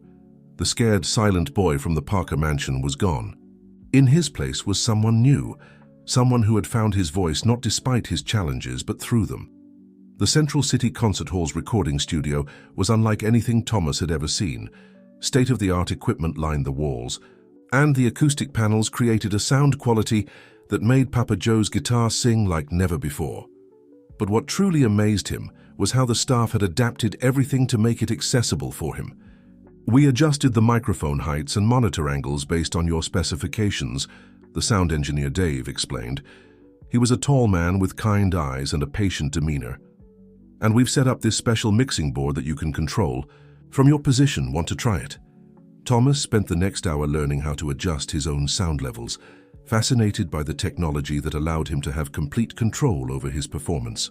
Grace and Robert watched from the observation room, their faces glowing with pride.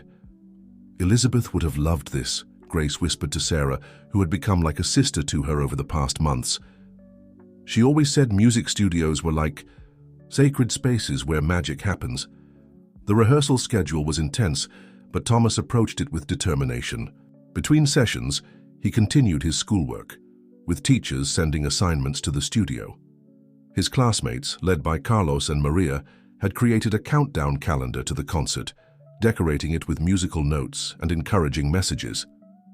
During one particularly challenging rehearsal, as Thomas struggled with a complex transition between his mother's melody and his own composition, Miss Foster shared something unexpected. "You know, Thomas, we received an interesting call yesterday," she said during a break. "A reporter from the Central City Tribune heard about your upcoming performance. She's interested in doing a feature story about you and your musical journey." Thomas's hand stilled on the guitar strings. "What kind of story?" "That would be up to you," Miss Foster assured him quickly. "You're under no obligation, of course." But she seemed genuinely interested in how music has helped you express yourself and connect with your mother's legacy.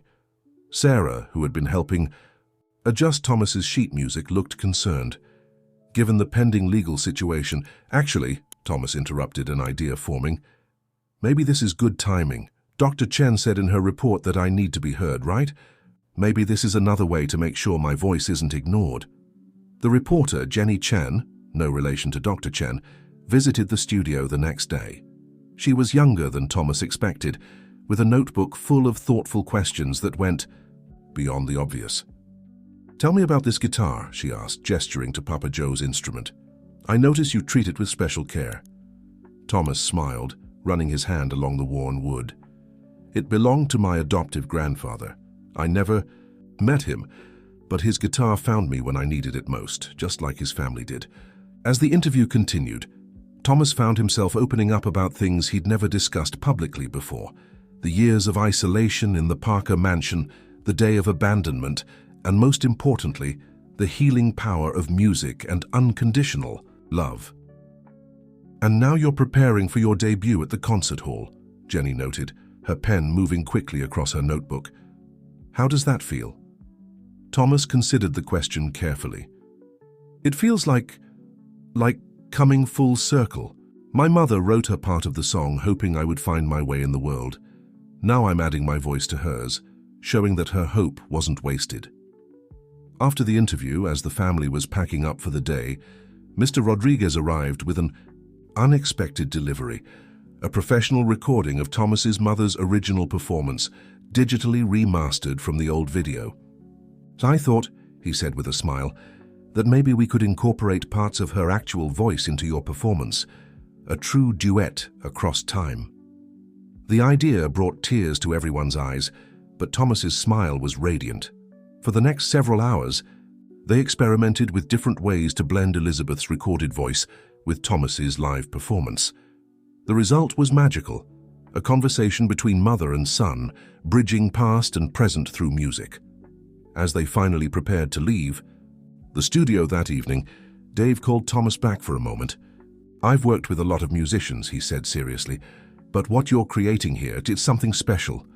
It's not just music, it's truth set to melody." In the car ride home, Thomas was unusually quiet, processing the day's events. Sarah caught his eye in the rearview mirror. "Penny, for your thoughts?" "I was just thinking," he said slowly, "about how scared I used to be of being seen. My father always wanted to hide me away, like I was something shameful.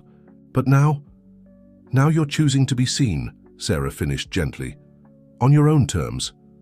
Thomas nodded, his hand resting on the guitar case beside him. The concert was just over 2 weeks away, with the court hearing scheduled for the week before. But somehow, the timing felt right. Whatever happened in court, he would have his moment on stage, a chance to show the world, and maybe even his father, that being different wasn't the same as being wrong. That night, as he practiced in his room one last time before bed, Thomas added a new element to the song, a subtle echo of strength that hadn't been there before. Because now he understood that his mother's love hadn't just been about accepting him as he was, it had been about believing in who he could become. The courthouse loomed before them, its stone facade casting long shadows in the early morning light. Thomas sat in his wheelchair, wearing the new suit Sarah had carefully picked out, professional but comfortable, allowing him to be himself while still showing respect for the proceedings. Papa Joe's guitar was safely at home. Today wasn't about music, but about speaking his truth in another way. "Remember," Miss Thompson said, kneeling beside him as they waited to enter, "you only have to tell your story. Judge Watson is known for really listening to children in family cases. Just be honest about what you feel." The Martinez family and his maternal grandparents gathered around him protectively. They had all dressed formally for the occasion, but Thomas could see the worry lines around their eyes. The article about his musical journey had appeared in the Tribune that morning, and though they'd all agreed it was beautifully written, its timing added another layer of tension to the day. "He's here," Carlos whispered suddenly, spotting a familiar Mercedes pulling into the parking lot. Thomas's heart began to race as Richard Parker emerged from the car, accompanied by 2 attorneys. His father looked older than Thomas remembered, the lines in his face deeper, his usual commanding presence somehow diminished. For a moment, their eyes met across the courthouse steps. Richard Parker froze, his hand tightening on his briefcase. This was the first time they'd seen each other since that day on the desert road. Thomas felt Sarah's hand squeeze his shoulder gently, grounding him in the present moment. Inside the courtroom, Thomas was surprised by how small it felt. Judge Watson, a woman with silver hair and intelligent eyes, looked up from her papers. As they entered, "Given the sensitive nature of this case and Thomas's age, I'd like to speak with him privately in my chambers first," she announced. Thomas looked at Sarah in panic, but Miss Thompson nodded encouragingly. "This is good," she whispered. "Judge Watson wants to hear your voice without any pressure from either side." The judge's chambers were warmer than the courtroom, with photographs of children and families on the walls. As Thomas wheeled in, he noticed a small wheelchair ramp had been installed beside the judge's desk. "I had that put in years ago," Judge Watson said, following his gaze. "My granddaughter uses a chair too. Now, Thomas, I've read Dr. Chen's report, and I've seen the article about your music, but I'd like to hear from you directly. What do you want?" The directness of the question caught Thomas off guard. Adults usually talked around him, not to him. He took a deep breath, remembering what Mr. Rodriguez always said about finding your authentic voice. "I want to stay with the Martinezes," he said clearly. They see me, all of me. Not just the chair, not just the things I can't do. They help me find ways to do things differently, not just tell me I can't do them at all." Judge Watson nodded, making notes. "And your maternal grandparents? How do you feel about having them in your life now?" "They give me pieces of my mom I never had before," Thomas explained, his voice growing stronger. "They show me that she would have loved me exactly as I am. And they work together with the Martinezes. It's like having 2 families who care about what's best for me, not just what looks best." "And your father?" the judge asked gently. Thomas's hands twisted in his lap. He wanted a different son. Someone who could be exactly what he planned. When I couldn't be that, he left me on that road. Not because he was upset or not thinking clearly. He drove me there on purpose. He told me the Parker name wasn't meant for someone like me. That must have been very painful to hear. "It was," Thomas acknowledged. "But now I know that's about him, not me. My mother wrote me a song before I was born, saying she would love me no matter what. The Martinezes and my grandparents show me that love every day. I don't need to change who I am anymore. I just need to be allowed to grow into who I'm meant to be." Judge Watson set down her pen, studying Thomas thoughtfully. "You seem very clear about what you want." "I am," Thomas said firmly. "I have a concert coming up at the Central City Concert Hall. I'm playing my mother's song with my own addition to it. I want my father to come, not because I need his approval anymore, but because I want him to see who I really am, even if he still doesn't understand." Something flickered in Judge Watson's eyes. Approval, perhaps, or recognition of the strength it took to make such a statement. "Thank you, Thomas. You've given me a lot to think about. Shall we rejoin the others?" Back in the courtroom, Thomas wheeled into position between his 2 families. Richard Parker sat stiffly on the other side, his expensive suit a stark contrast to the worn comfort of Jim's best jacket or Robert's carefully pressed shirt.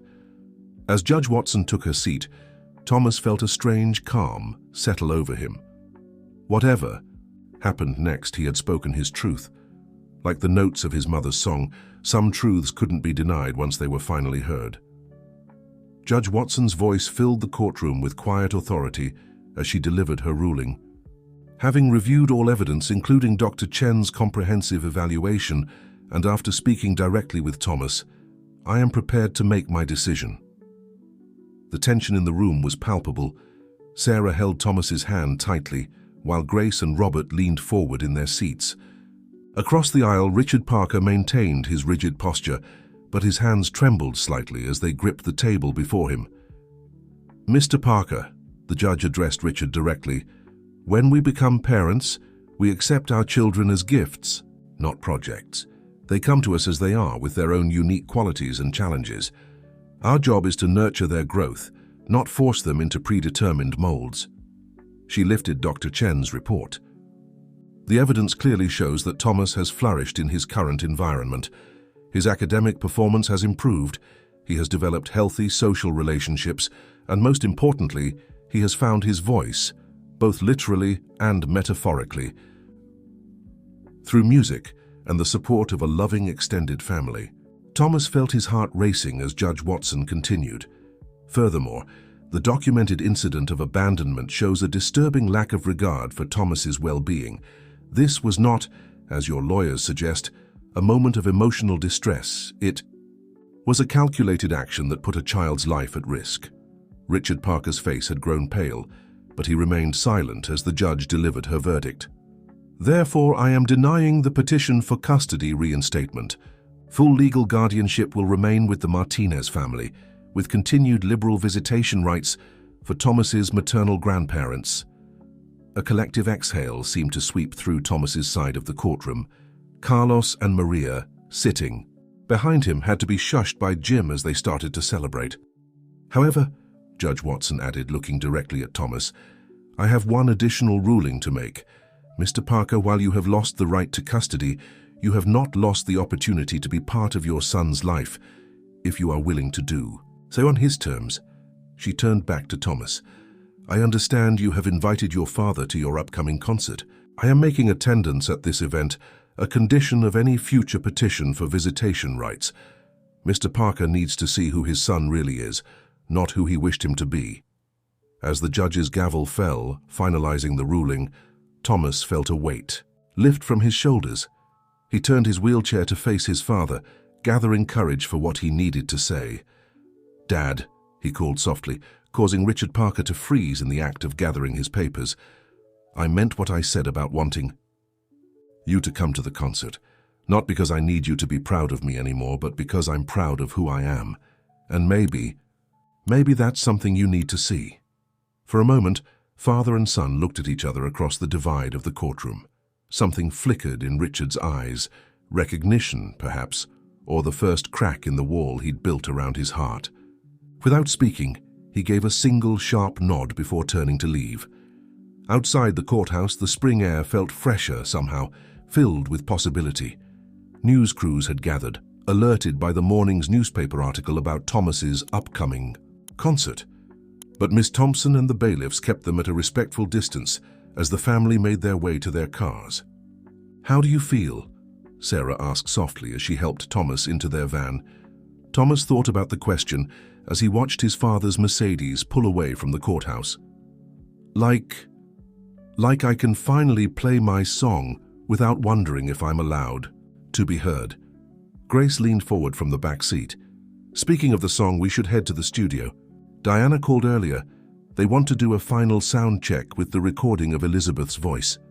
"Actually," Thomas said, surprising himself with the clarity of his decision, "I want to go to school first. Just for music class. I want to play through the whole piece once with Mr. Rodriguez where it all started." Jim and Sarah exchanged understanding smiles in the rearview mirror. They knew, as Thomas did, that Pine Grove Elementary's music room would always be sacred space, the place where a boy who had been silenced first discovered he had a song to sing. As they drove away from the courthouse, Thomas caught a glimpse of Jenny Chen, the Tribune reporter, scribbling in her notebook. He wondered what she would write about today's events. Would she understand that this wasn't a story about winning or losing, but about finding your own voice and having the courage to use it?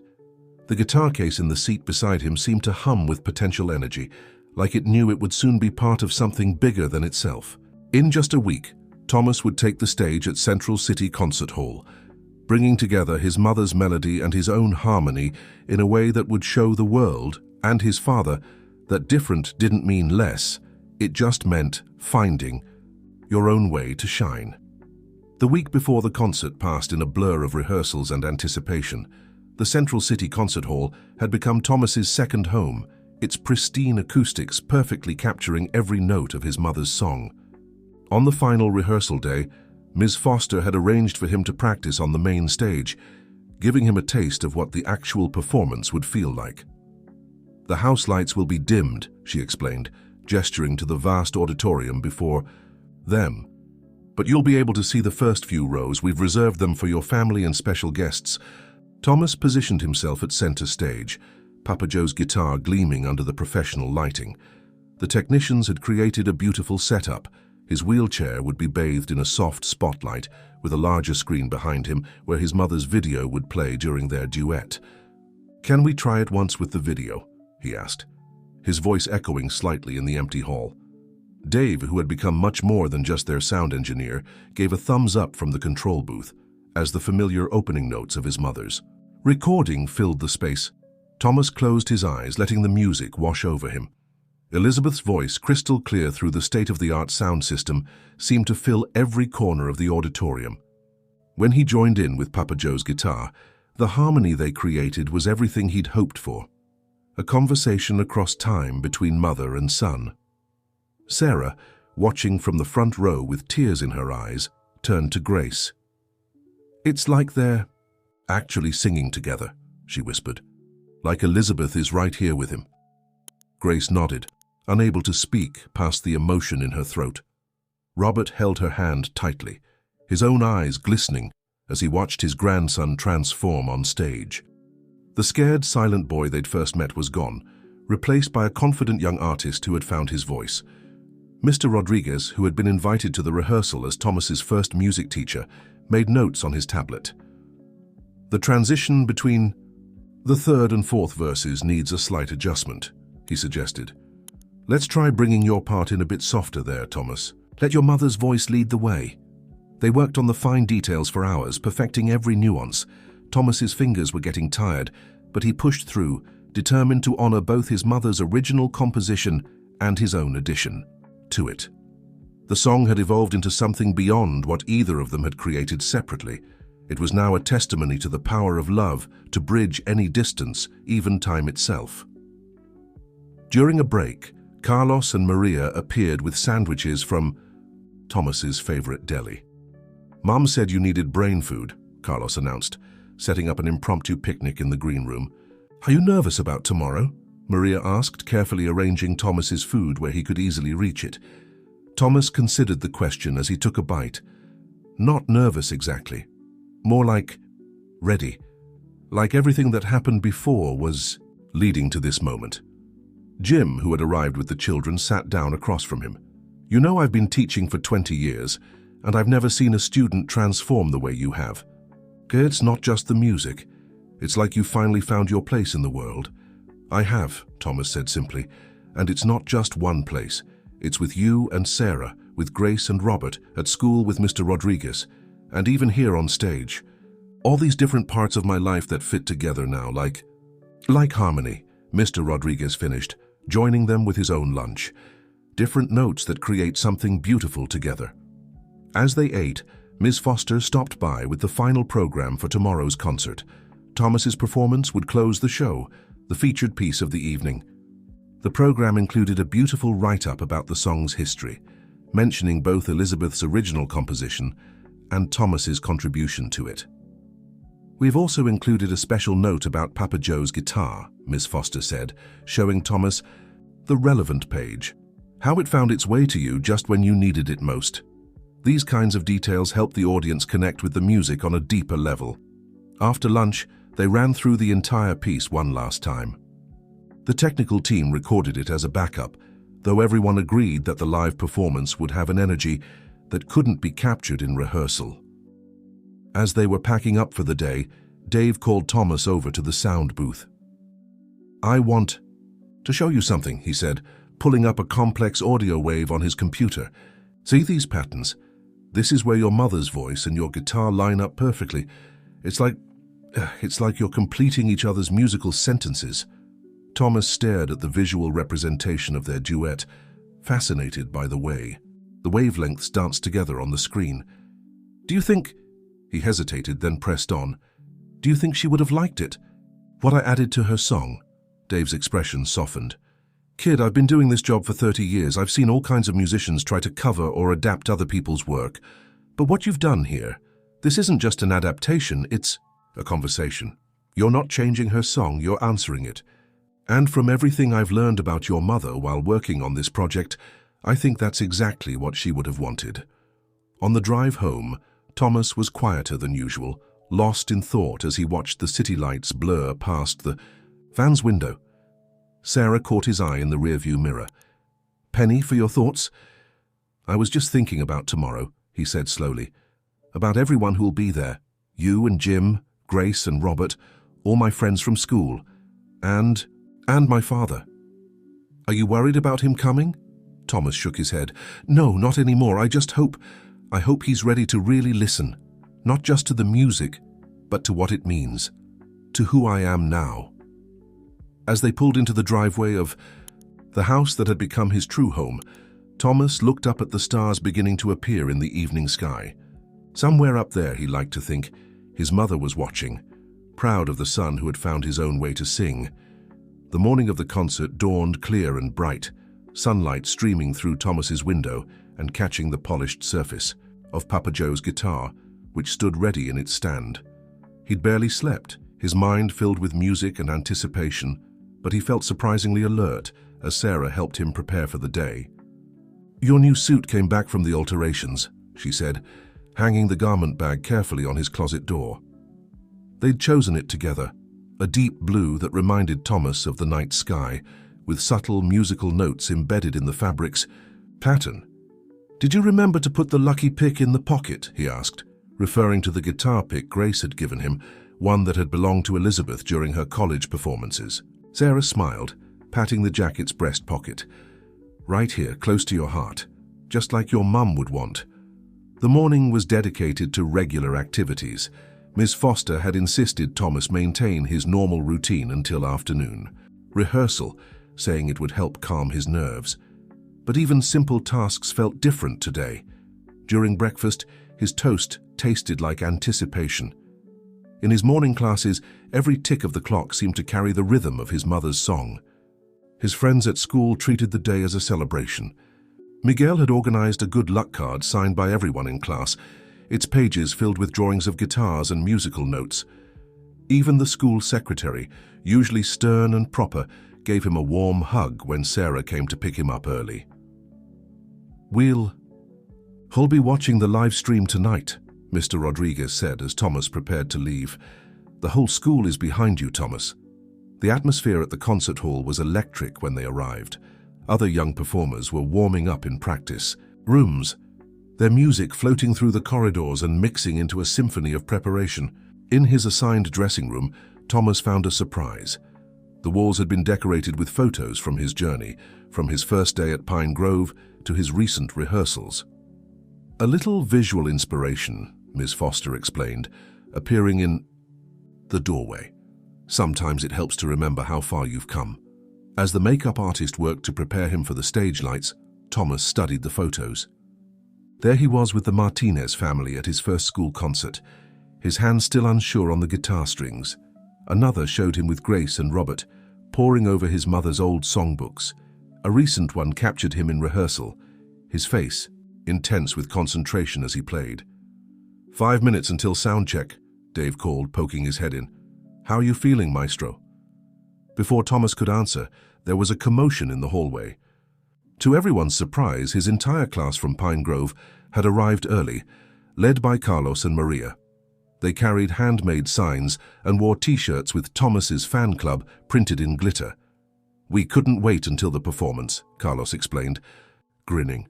We wanted to wish you luck first. The support of his friends helped calm Thomas's growing nerves. As he wheeled out for his final sound check, their encouraging words followed him like a protective shield. The main auditorium was already beginning to buzz with early arrivals, mostly tech crew and ushers preparing for the evening. Thomas took his position on stage, allowing Dave to make final adjustments to the microphones and sound levels. We've got a perfect blend between your live performance and your mom's recording, Dave assured him. It's going to be magical. During a break in the technical preparations, Sarah appeared with a small package wrapped in silver paper. This came for you, she said softly. From your father. Thomas's hands trembled slightly as he opened it. Inside was a framed photograph he'd never seen before. Elizabeth, young and radiant, sitting at a piano with a gentle smile on her face. A note accompanied it. Thomas, I found this while cleaning out my office. It was taken the day your mother told me she was pregnant with you. She was working on a special piece of music, though she wouldn't let me hear it. Now I understand why. I'll be in the audience tonight. Dad. The simple acknowledgement of Elizabeth's song, of the connection between mother and son that Richard had denied for so long, brought unexpected tears to Thomas's eyes. Sarah squeezed his shoulder gently, understanding without words. As the afternoon progressed, more people began arriving, the other young performers with their families, members of the press, and distinguished guests. Grace and Robert appeared, with a bouquet of blue roses, Elizabeth's favorite flowers. Jim arrived shortly after, carrying Papa Joe's guitar case with reverent care after its final tuning. In his dressing room, Thomas changed into his performance suit, carefully transferring the lucky pick to his pocket. The photographer from the Tribune was allowed a few quick photos, capturing the quiet moment of preparation. Almost time, Ms. Foster announced, her usual professional demeanor softened by genuine excitement. Thomas, would you like a moment alone before we begin? When everyone had filed out, Thomas wheeled to the full-length mirror. The person who looked back at him wasn't the scared boy from the Parker mansion, or even the uncertain child who had first touched Papa Joe's guitar. This was someone new, someone who had found his voice through music and love. He touched the lucky pick in his pocket, then the frame of his mother's photo, creating a connection between past and present. In less than an hour, he would take the stage to share their song with the world. But first, he closed his eyes and whispered the words Sarah had taught him to say before every performance. This is who I am, this is my song, and tonight I'm ready to let it soar. The Central City Concert Hall had never felt more alive. Every seat was filled, the gentle murmur of anticipation rising to the ornate ceiling like a prayer. In the wings, Thomas watched the other young performers complete their pieces, each one showcasing their unique talents and perspectives. A girl with prosthetic arms played the violin with breathtaking precision, while a boy who couldn't speak sang through sign language and movement, his interpreter's voice carrying his lyrics to the spellbound audience. 5 minutes, Ms. Foster whispered, appearing at Thomas's side. She adjusted his collar slightly, more out of nervous energy than necessity. Your families are all in place, and your father just arrived. He's in the seat we reserved, 3rd row center. Thomas's heart skipped a beat, but he managed to keep his hands steady on Papa Joe's guitar. Through the curtain, he could make out the shapes of his loved ones, the Martinez family, his grandparents, his school friends, and now his father. Different chapters of his life all gathered to witness this moment. Mr. Rodriguez appeared for a final word of encouragement. Remember what we talked about, he said softly. This isn't about being perfect, it's about being true. The stage. Manager signaled that it was time. As Thomas wheeled into position, the audience fell silent. The spotlight found him warm and gentle, while the large screen behind him remained dark, waiting for its moment. Ladies and gentlemen, the announcer's voice filled the hall. Our final performer tonight is a young man whose journey reminds us that music transcends all boundaries. Playing an original composition titled Conversations with My Mother, Thomas Parker. The silence in the auditorium was absolute, as Thomas positioned his fingers on the guitar strings. He looked out at the audience, finding Sarah's encouraging smile, Grace's tearful pride, and there in the third row, his father's tense, unreadable expression. Taking a deep breath, Thomas began to play. The first notes of his mother's melody filled the space, clear and pure. Right on cue, the screen behind him illuminated, showing Elizabeth at her piano. As her recorded voice joined his guitar, gasps of recognition rippled through the audience. "My love for you is like the stars above, always there, even when hidden from view." Thomas's guitar wove around his mother's voice, supporting and enriching her melody. When they reached the bridge, the part he had composed to connect her verse to his, the music shifted subtly. Elizabeth's recording faded slightly, allowing Thomas's adaptation to emerge. And then, surprising everyone who hadn't been at the rehearsals, Thomas began to sing. His voice, clear and strong, carried his response to his mother's lyrics. "Your love found me through the darkest night, showed me how to spread my wings and fly. Though we never met, your song lives in me, teaching me to be who I'm meant to be."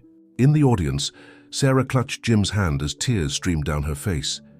Grace and Robert held each other, watching their grandson bridge the gap between past and present through music. Carlos and Maria, sitting with their school friends, beamed with pride.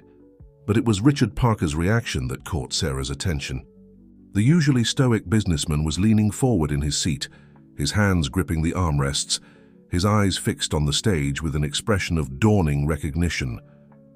For perhaps the first time, he was seeing his son, really seeing him, not as a disappointment or an obligation, but as a person in his own right. On stage, Thomas had reached the final movement of the piece. His mother's recording returned, their voices and music intertwining in perfect harmony.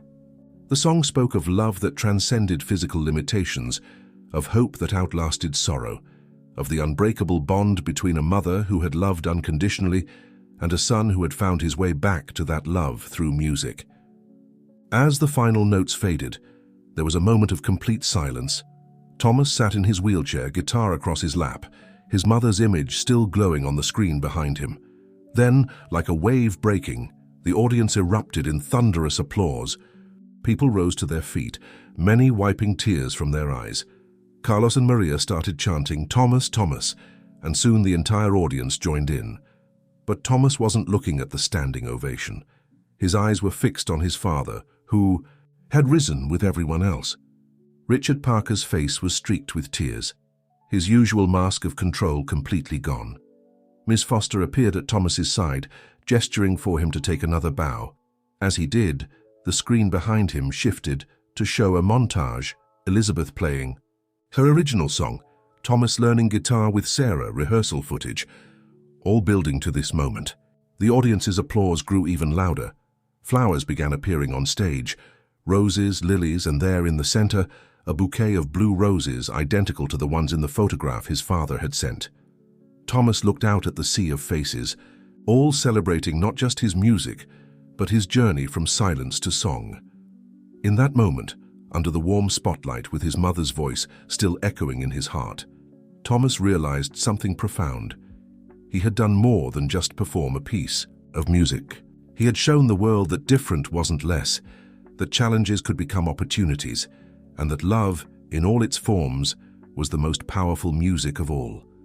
The green room buzzed with excitement after the performance. Well-wishers crowded around Thomas, offering congratulations and sharing how deeply his music had touched them. The girl with prosthetic arms who had played violin earlier gave him a warm hug, whispering, "You showed them. You showed them all." Sarah managed the flow of visitors with gentle efficiency, making sure Thomas wasn't overwhelmed. Grace and Robert stood nearby, greeting people who had known Elizabeth and sharing stories of their daughter's musical legacy. Jim supervised the group of enthusiastic classmates who had come backstage, while Carlos and Maria appointed themselves unofficial guardians of Papa Joe's guitar. "Thomas," Miss Foster appeared in the doorway. "There's someone else who would like to speak with you. Only if you're ready." The room grew quiet as Richard Parker entered. He looked different somehow, less imposing, more human.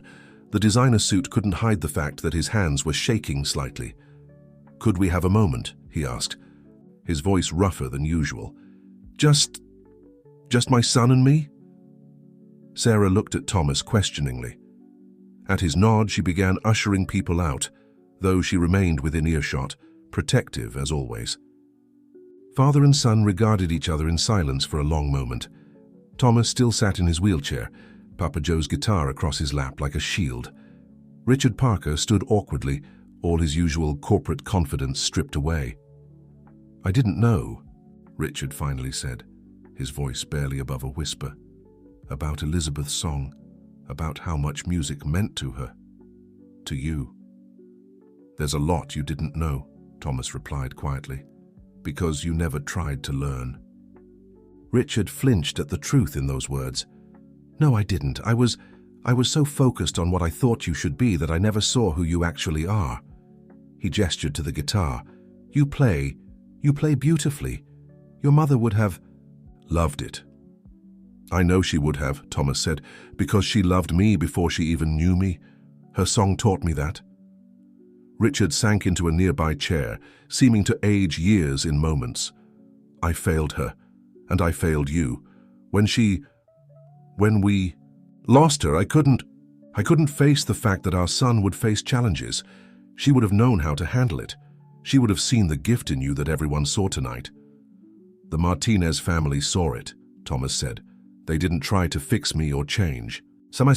They just helped me find my own way." "Yes, they did." Richard straightened slightly. "The judge was right to grant them custody. They've given you what I couldn't: acceptance, understanding, love." Thomas studied his father's face, seeing, past the familiar features, to the pain and regret beneath. "You could still be part of my life," he said slowly. "Not as someone who wants to change me, but as someone who wants to know me. The real me." "I'd like that," Richard whispered. "If you'll give me the chance, I'd like to learn about music, about what makes you happy. I can't undo what I did, but maybe I can learn to be better." Before Thomas could respond, there was a gentle knock at the door. Dave, the sound engineer, poked his head in. "Sorry to interrupt, but we've got something for Thomas." Entered carrying a professional recording setup. "We captured tonight's performance perfectly. Would you like to hear a playback?" Thomas looked at his father. "Would you like to stay, really listen this time?" Richard nodded, wiping moisture from his eyes.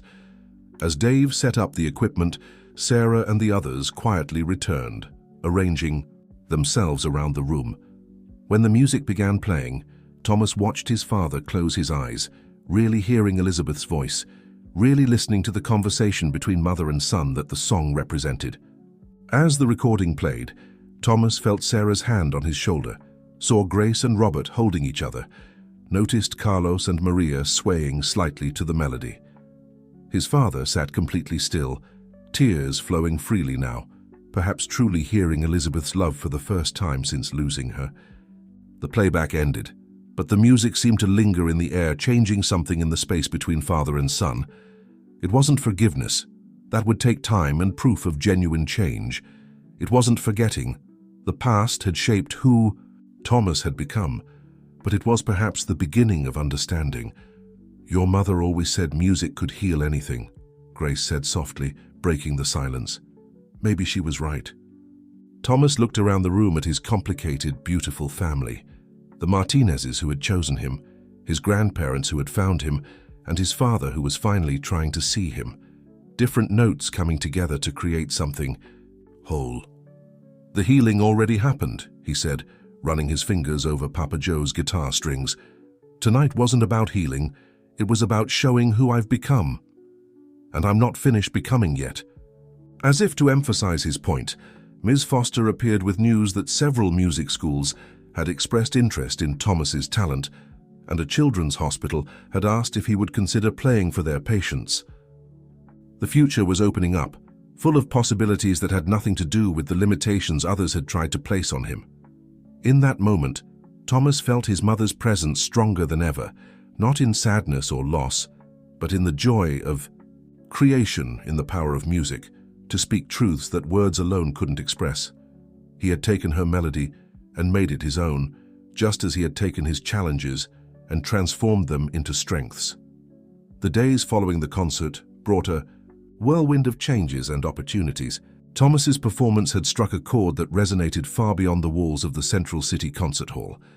The Tribune's front-page story, featuring a powerful photo of Thomas and his mother's image on the screen behind him, sparked a wave of interest in his story. "Look at this one," Carlos exclaimed during breakfast, scrolling through his tablet. "Children's Music Therapy Foundation wants you to be their youth ambassador. They think your story could inspire other kids to find their voice through music." Sarah placed a plate of pancakes in front of Thomas, her eyes scanning the growing pile of invitations and offers on the kitchen table. "The Central City Children's Hospital called again. They're very interested in your idea about starting a music program for their long-term patients." Thomas absorbed all this while absently strumming Papa Joe's guitar, which rarely left his side these days. The instrument seemed to hum with new energy, as if it too sensed the expanding horizons before them.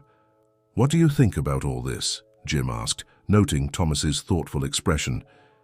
"It's okay to take time to process everything." "I want to help," Thomas said slowly, his fingers finding the opening notes of his mother's song. "But I want to do it right, not just as a symbol or a story, but in a way that really makes a difference." Grace and Robert, who had extended their stay to help manage the post-concert activities, exchanged proud glances. "That sounds exactly like something Elizabeth would say," Grace observed. "She always believed music should serve a purpose beyond entertainment." A knock at the door interrupted their discussion. To everyone's surprise, it was Richard Parker, looking somewhat uncomfortable in casual clothes rather than his usual business suit. "I hope I'm not interrupting," he said, hovering in the doorway until Sarah invited him in. Thomas watched his father take in the scene, the comfortable chaos of a family breakfast, the papers scattered across the table, the way everyone naturally adjusted to include his wheelchair in their circle. It was everything the Parker mansion had never been. "I've been thinking," Richard said, accepting the coffee Sarah offered, "about all these opportunities coming your way. I know I don't have any right to make suggestions, but I do have experience with organizing charitable foundations." Thomas tensed slightly, but his father quickly added, "Not to control anything, just, if you want, I could help set up the legal and financial frameworks, so you can focus on the music and helping others. It would be your vision, your decisions. I'd just handle the business side." The offer hung in the air. Thomas looked at Sarah and Jim, who gave encouraging nods, then at his grandparents, who seemed cautiously optimistic. "You'd really just help, not try to take over?" Richard's face softened with understanding. "Thomas, I spent years trying to make you fit into my world. I think it's time I tried to fit into yours." The conversation that followed was unlike any they'd had before. Richard listened as Thomas shared his ideas about adaptive music programs, about reaching children who felt isolated or different, about using technology to make music accessible to everyone. For the first time, father and son found common ground, not in the world of corporate success that Richard had tried to force, but in the possibility of using their different strengths to help others. Mr. Rodriguez arrived later that morning for Thomas's regular lesson, bringing news from school. "The music department's been flooded with calls," he reported excitedly. "Other schools want to know about our adaptive music program. They want to learn how to make their own programs more inclusive." As they discussed possibilities, Thomas remembered something his mother had written in one of her journals. "Music isn't just about playing notes, it's about creating connections." Now he understood what she meant. His performance hadn't just been about sharing his story, it had opened doors for others to find their own musical voices. "I think," he said, interrupting the adults' discussion of logistics, "I want to start with the Children's Hospital. Not with a big program right away, but with individual sessions. Getting to know the kids, understanding what they need, letting them show me how music can help them, just like Mr. Rodriguez did with me." Sarah beamed with pride. "That sounds perfect, honey. Starting small but meaningful." "The foundation. And support that approach," Richard offered tentatively. "We could set up a pilot program, document the results, then use that to expand to other hospitals." Grace pulled out Elizabeth's old notebook. I found something yesterday that might help. Your mother used to volunteer at a children's ward during college. She kept notes about the songs that worked best for different situations. Lullabies for anxiety, upbeat tunes for physical therapy sessions. As they planned, Thomas felt a growing sense of purpose. The music he'd found through pain and rejection was becoming a bridge to help others. Papa Joe's guitar, once a symbol of new beginnings, was now an instrument of transformation, not just for him, but for everyone his music could reach. "There's something else," Richard said, as the discussion wound down. "The Parker Foundation, I'd like to rename it. Call it the Elizabeth Parker Foundation for Music and Healing, if that's okay with everyone." The suggestion brought tears to Grace's eyes. Robert squeezed her hand as she nodded wordlessly. Thomas felt something shift in his heart. Not forgiveness exactly, but recognition of his father's attempt to make amends in a meaningful way. As the morning turned to afternoon, Thomas wheeled himself to the backyard garden he and Sarah had planted. The seeds they'd sown weeks ago were now sprouting, reaching toward the sun.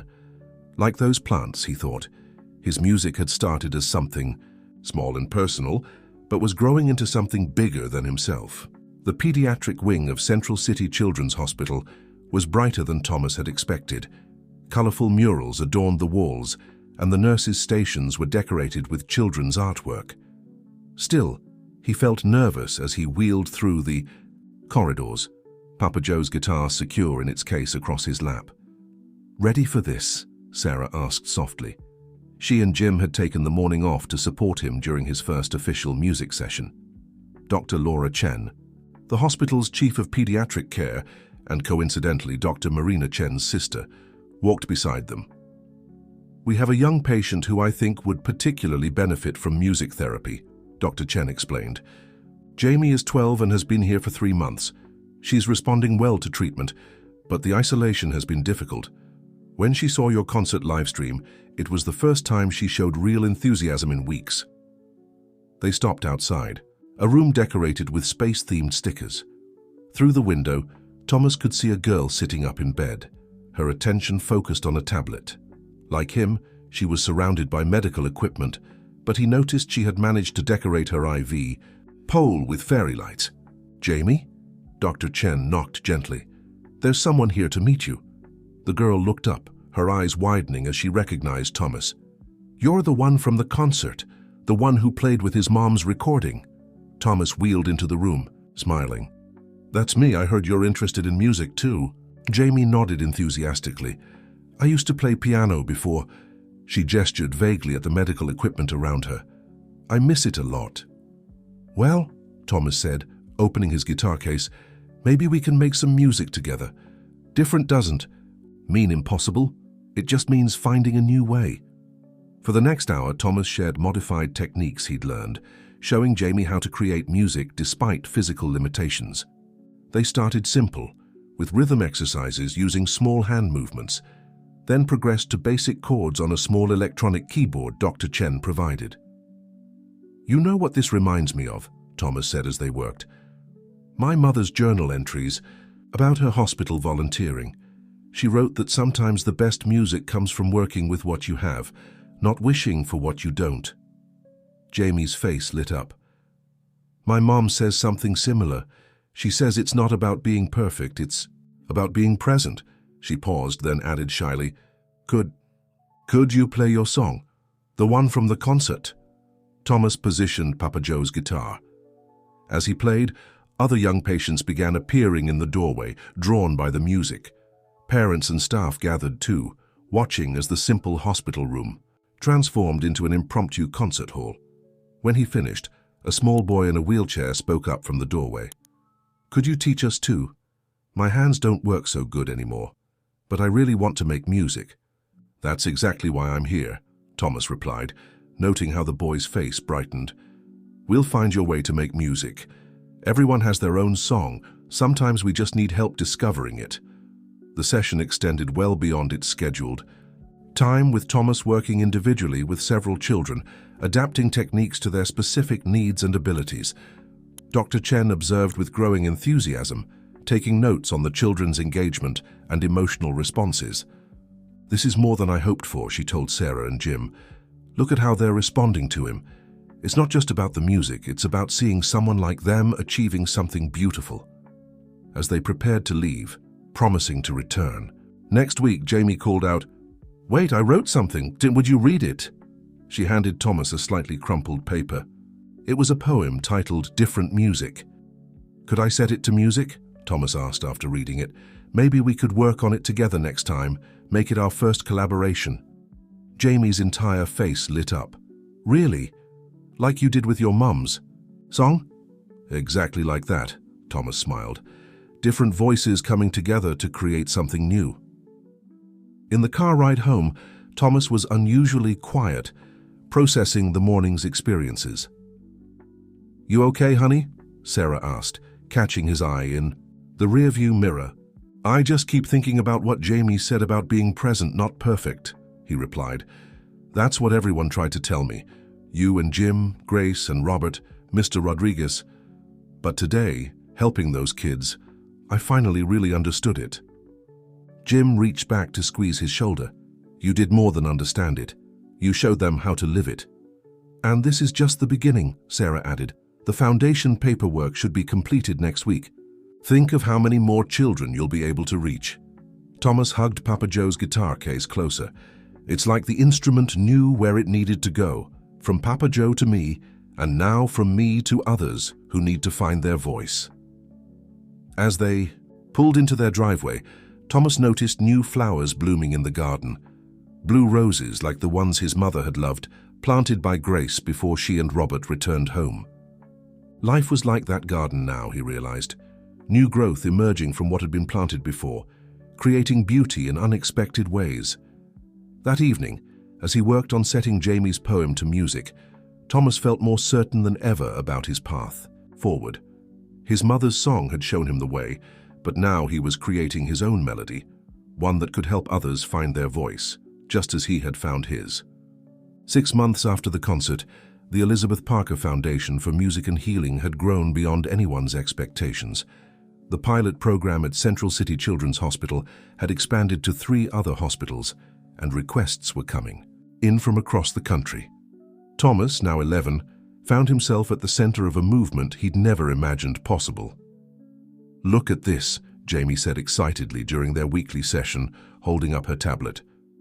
She'd become not just a student, but a collaborator, helping Thomas develop new ways to teach music to children with different abilities.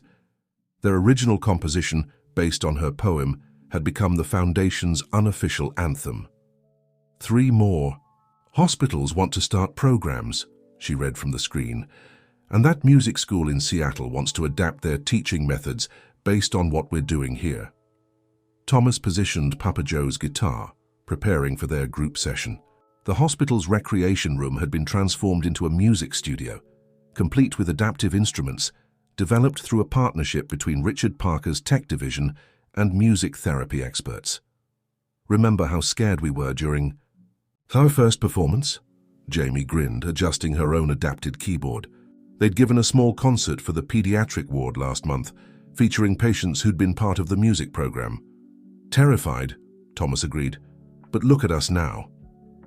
The room began filling with their regular participants. Michael, the boy, in the wheelchair who'd been one of their first students, now played a specially designed electronic drum set that responded to even the slightest touch. Sarah, a girl with limited mobility in her arms, had mastered a breath-controlled synthesizer that allowed her to create complex melodies. "Before we start," Thomas announced, "I have some exciting news. The Foundation's board, that includes my dad, my grandparents, and the Martinezes, has approved our suggestion. We're going to start a scholarship program for adaptive music. Education." The room erupted in cheers. This had been a dream born from their sessions, as they discovered how many talented young musicians were held back by lack of access to adaptive instruments and specialized training. "And," he continued, "Jamie has been chosen as our first student ambassador. She'll help us design programs that really work for kids like us." Jamie's face lit up with joy. She'd recently received good news about her health and was preparing to return home, but had worried about leaving the music program behind. This new role meant she could stay involved while helping expand their reach. As they began their session, Thomas couldn't help but marvel at how far they'd all come. The children who had once been isolated by their conditions were now part of a vibrant musical community. They composed together, performed together, and, most importantly, supported each other's journeys. Richard Parker, who had quietly entered to observe, watched from the doorway. He'd kept his promise to handle the business side without interfering with the creative aspects. More than that, he'd become a genuine advocate for adaptive music education, using his corporate connections to secure funding and support. "It's amazing," he said softly to Sarah, who stood beside him.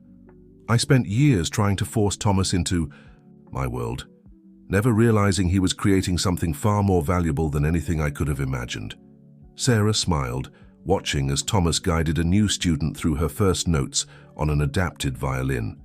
He's found his purpose, and in helping others find their voice, he's grown so much stronger in his own. The session continued with their newest piece, a collaborative composition that incorporated each student's unique musical voice. Michael's gentle drum beats provided the foundation, while Sarah's synthesizer added ethereal melodies. Jamie's keyboard and Thomas's guitar wove everything together, creating a symphony of different abilities working in perfect harmony. As they played, Thomas caught sight of a familiar photo on the wall. His mother at her piano, the same image his father had given him before the concert. Below it hung the article from the Tribune, now framed alongside pictures of their growing music community. The foundation had recently discovered more of Elizabeth's writings about music therapy, and her insights were being incorporated into their teaching methods. It was as if she was still guiding them, her vision of inclusive music education finally becoming reality through her son. "You know what's really cool?" Jamie said during a break, as the younger kids enjoyed some snacks provided by the hospital staff. "We're not just making music, we're changing how people see us. My doctor said other hospitals are starting to include music therapy in their regular treatment plans because of what we're doing here." Thomas nodded, understanding exactly what she meant. Each note they played challenged preconceptions about disability. Each performance showed the world that different wasn't less. It was just a different way of creating beauty. "My mum wrote in her journal that music has the power to build bridges," he said, strumming softly on Papa Joe's guitar. "I used to think she meant between her and me, but now I see it's so much bigger than that. We're building bridges for everyone who needs a way to express themselves."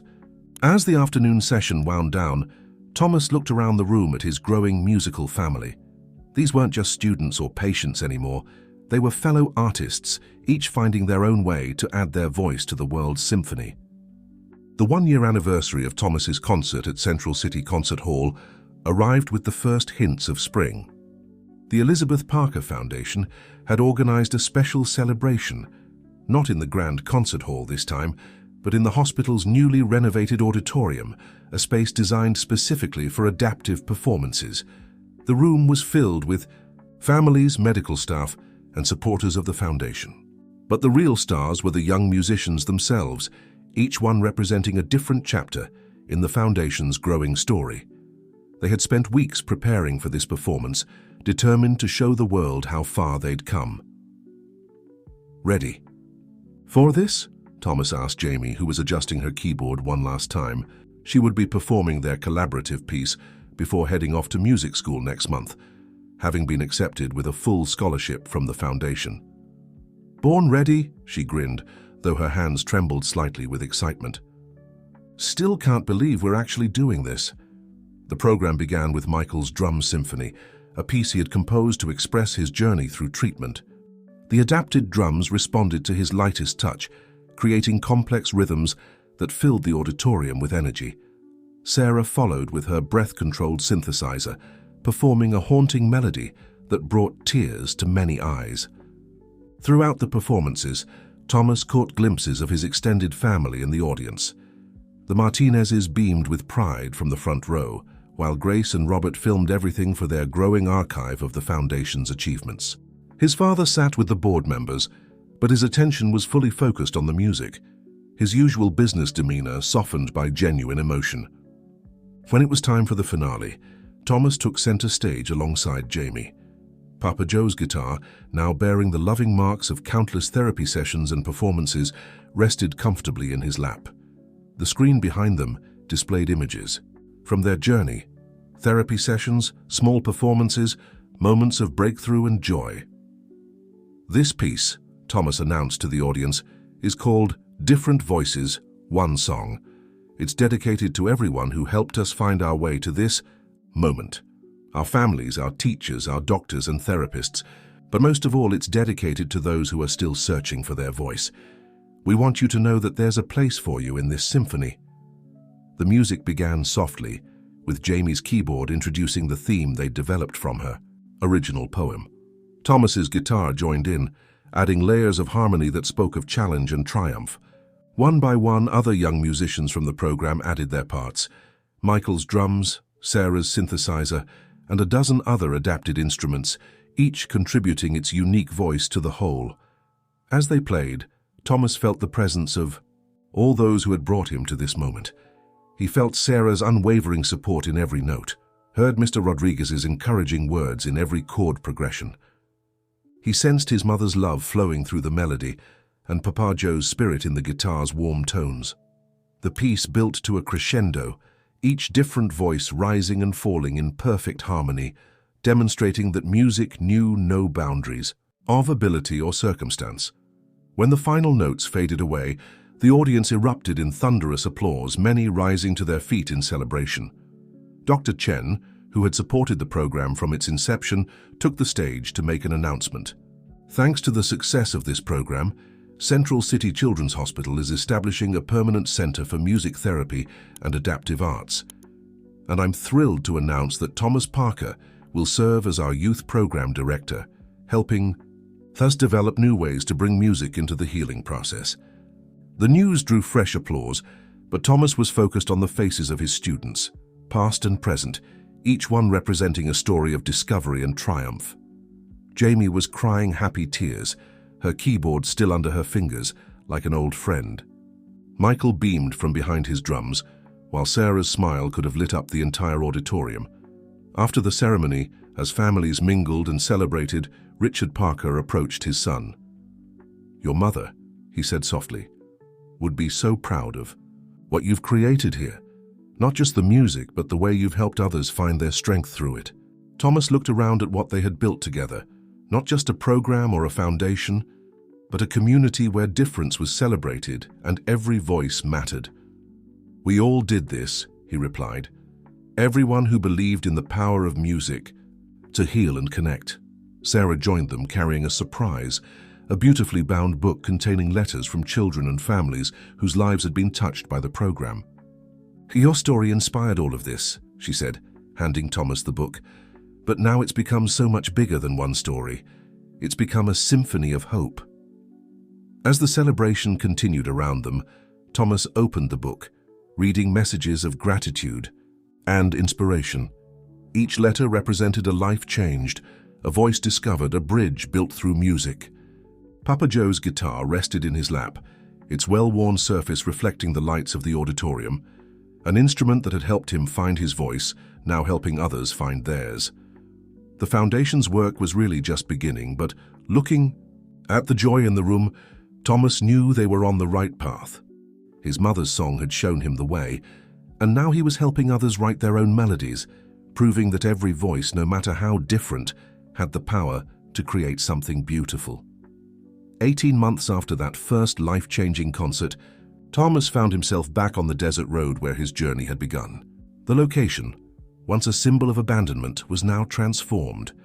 A modern building stood proudly against the desert backdrop, the Elizabeth Parker Center for Adaptive Music and Arts, the Foundation's first dedicated facility. "It's perfect," Sarah said softly, watching Thomas take in the completed building. The center had been his idea, a place where children with different abilities could come for intensive music programs, regardless of their financial situation. The location, challenging as it was emotionally, had been his choice too. "This way," he had explained to the foundation board, "every child who feels lost or different will know there's a place where they belong. Right here, where I thought everything was ending, new beginnings can start."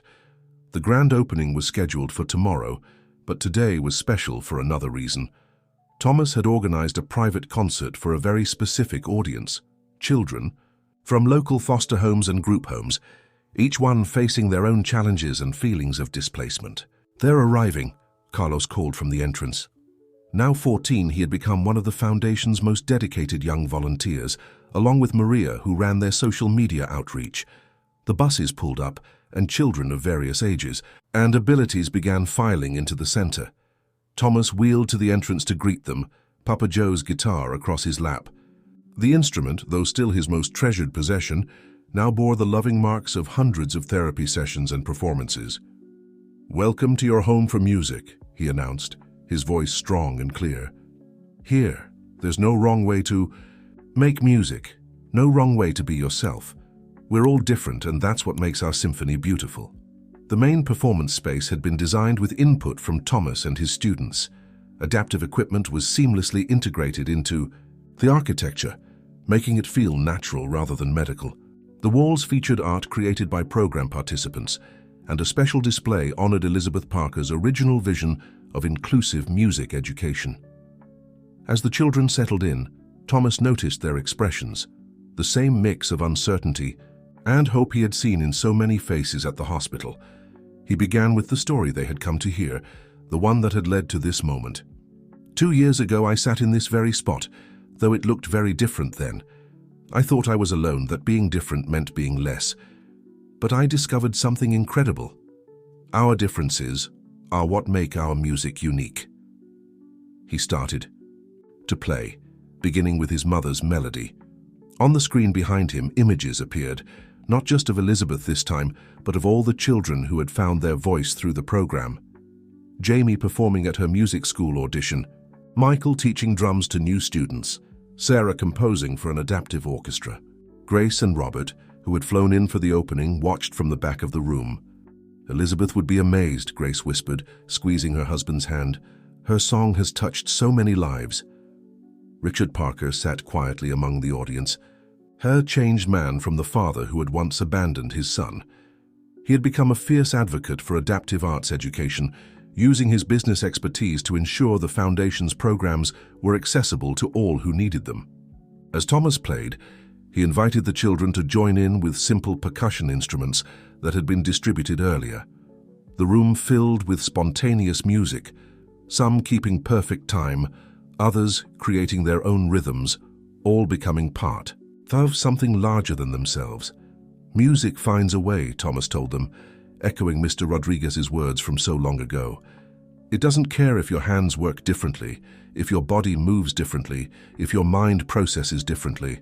It only cares that you have something to say." He then introduced some of his original students, now peer mentors in the program. They demonstrated various adaptive instruments and techniques, showing the new children possibilities they might never have imagined. "When I first started playing," Sarah shared, demonstrating her breath-controlled synthesizer, "I thought my physical limitations would hold me back. Now I know they just led me to my own unique way of making music." Michael, from his adapted drum set, added, "The best part isn't just making music, it's finding people who understand you, who see your differences as strengths." Throughout the afternoon, Thomas moved among the children, helping them discover their own musical voices. Some gravitated toward traditional instruments with adaptive modifications, others found their rhythm through technology, and still others simply moved to the music in whatever way felt natural to them. The Martinez family watched it all with quiet pride. Jim, who still taught at Pine Grove, but now also consulted for the Foundation's educational programs, saw the same spark in these children's eyes that he had first noticed in Thomas, the realization that they weren't limited by their differences, but empowered by them. As the day drew to a close, Thomas gathered everyone for one final piece. The song that had begun as a duet between him and his mother had evolved into something greater, a celebration of different voices coming together in harmony. As the music filled the space, the desert sunset painted the sky in brilliant colors through the center's windows, as if nature itself was celebrating this moment of transformation. The morning of the center's official opening dawned bright and clear. Thomas sat in his room at the Martinez home, now filled with music books, adaptive instruments, and photographs documenting his journey. Papa Joe's guitar waited in its stand, ready for another day of changing lives through music. "Ready for the big day?" Sarah asked from the doorway. Though Thomas had grown and changed over the past 2 years, their morning routine remained a constant source of comfort and connection. "Almost," he replied, reaching for a leather-bound journal on his desk. It was a gift from Grace and Robert, Elizabeth's final notebook, which they had saved for when they felt he was ready. Inside, his mother's last entry spoke directly to his heart. "To my child, whoever you may be, never let anyone tell you what you can't do. Find your own way to sing, to dance, to live. Your voice matters, exactly as it is. Love, Mom." The Elizabeth. Parker Center for Adaptive Music and Arts stood as a testament to that message. As Thomas wheeled through its corridors for the official opening ceremony, he saw his mother's vision everywhere, in the inclusive design, in the array of adaptive instruments, in the faces of children discovering their own musical voices. The main hall was packed with supporters, media, and most importantly, families who would benefit from the center's programs. Jamie had flown in from music school to perform, along with many other students whose lives had been touched by the foundation. "Before we begin," Thomas addressed the gathering, "I want to share something with you. This center stands on the spot where I once felt most lost and alone. But that moment of abandonment led me to discover something incredible, that our greatest challenges can become our greatest gifts." He gestured to the families around him. "Every child who comes here will know they're not alone. They'll find not just music, but understanding, acceptance, and the freedom to be exactly who they are." The ceremony unfolded like a symphony itself. Students from the program performed pieces they had composed, each demonstration showing the endless possibilities of adaptive music. Michael's drum corps, featuring children with various physical challenges, brought the audience to their feet. Sarah's adaptive orchestra showed how technology and tradition could blend seamlessly. Richard Parker's speech surprised everyone with its emotional depth. 2 years ago, I couldn't see past my own limited vision of perfection. My son taught me that true perfection lies in authenticity, in being exactly who you are and helping others do the same. Grace and Robert shared stories of Elizabeth's early work in music therapy, connecting her dreams to the reality that had grown from them.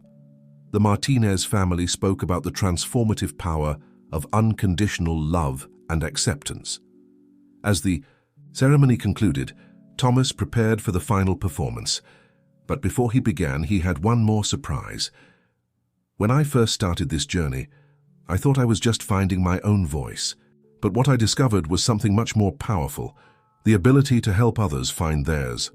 At his signal, the back doors opened, and children from all of their programs across the country began filing in.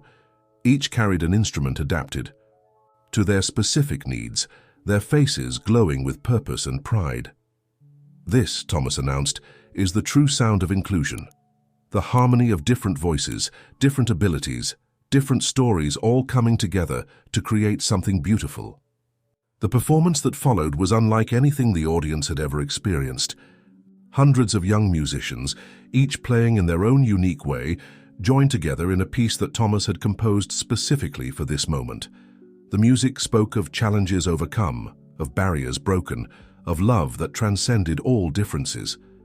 As the final notes faded, Thomas looked out at the gathering, his two families now unified in purpose, his father who had learned to see with new eyes, his students who had become teachers in their own right, and all the children who would find their voices in this place. Papa Joe's guitar, which had started him on this journey, gleamed under the lights. Like Thomas himself, it had been transformed by love and purpose, its music touching lives in ways that once seemed impossible. "This center," he concluded, "is more than a building. It's a promise to every child who feels different or alone, a promise that their voice matters, that their song deserves to be heard, that their differences make our world more beautiful." As the audience rose in a standing ovation, Thomas felt his mother's presence stronger than ever. Her song had been the beginning, but what had grown from it was beyond anything she could have imagined, a symphony of hope, healing, and unconditional acceptance that would continue to transform lives for generations to come. The desert wind outside carried the sound of music through the open windows, out across the landscape, where a scared, abandoned boy had once sat alone. But that spot was no longer marked by sadness.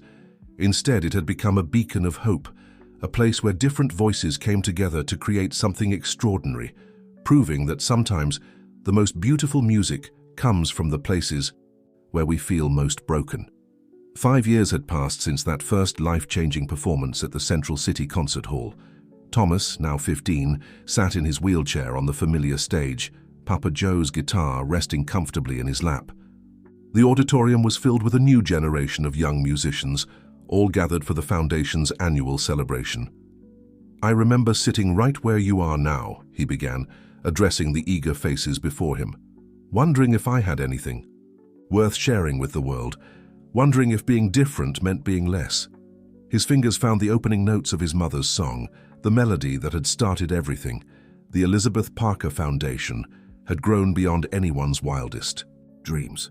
Centers like the one in the desert had sprung up across the country, each offering hope and healing through music. Jamie had graduated from music school and now ran the Foundation's educational programs. Michael's adaptive drumming techniques had revolutionized music therapy practices worldwide. But today's celebration was special for another reason. Sarah and Jim had suggested something unprecedented, a worldwide concert connecting all their centers through live streaming technology. Music Without Borders would showcase hundreds of young musicians playing together across time zones and distances.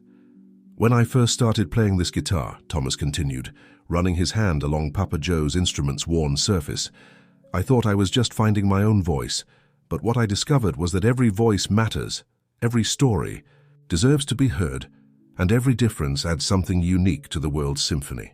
The massive screens behind him lit up, showing faces from centers around the globe, children with various abilities, each one ready to add their voice to the collective performance.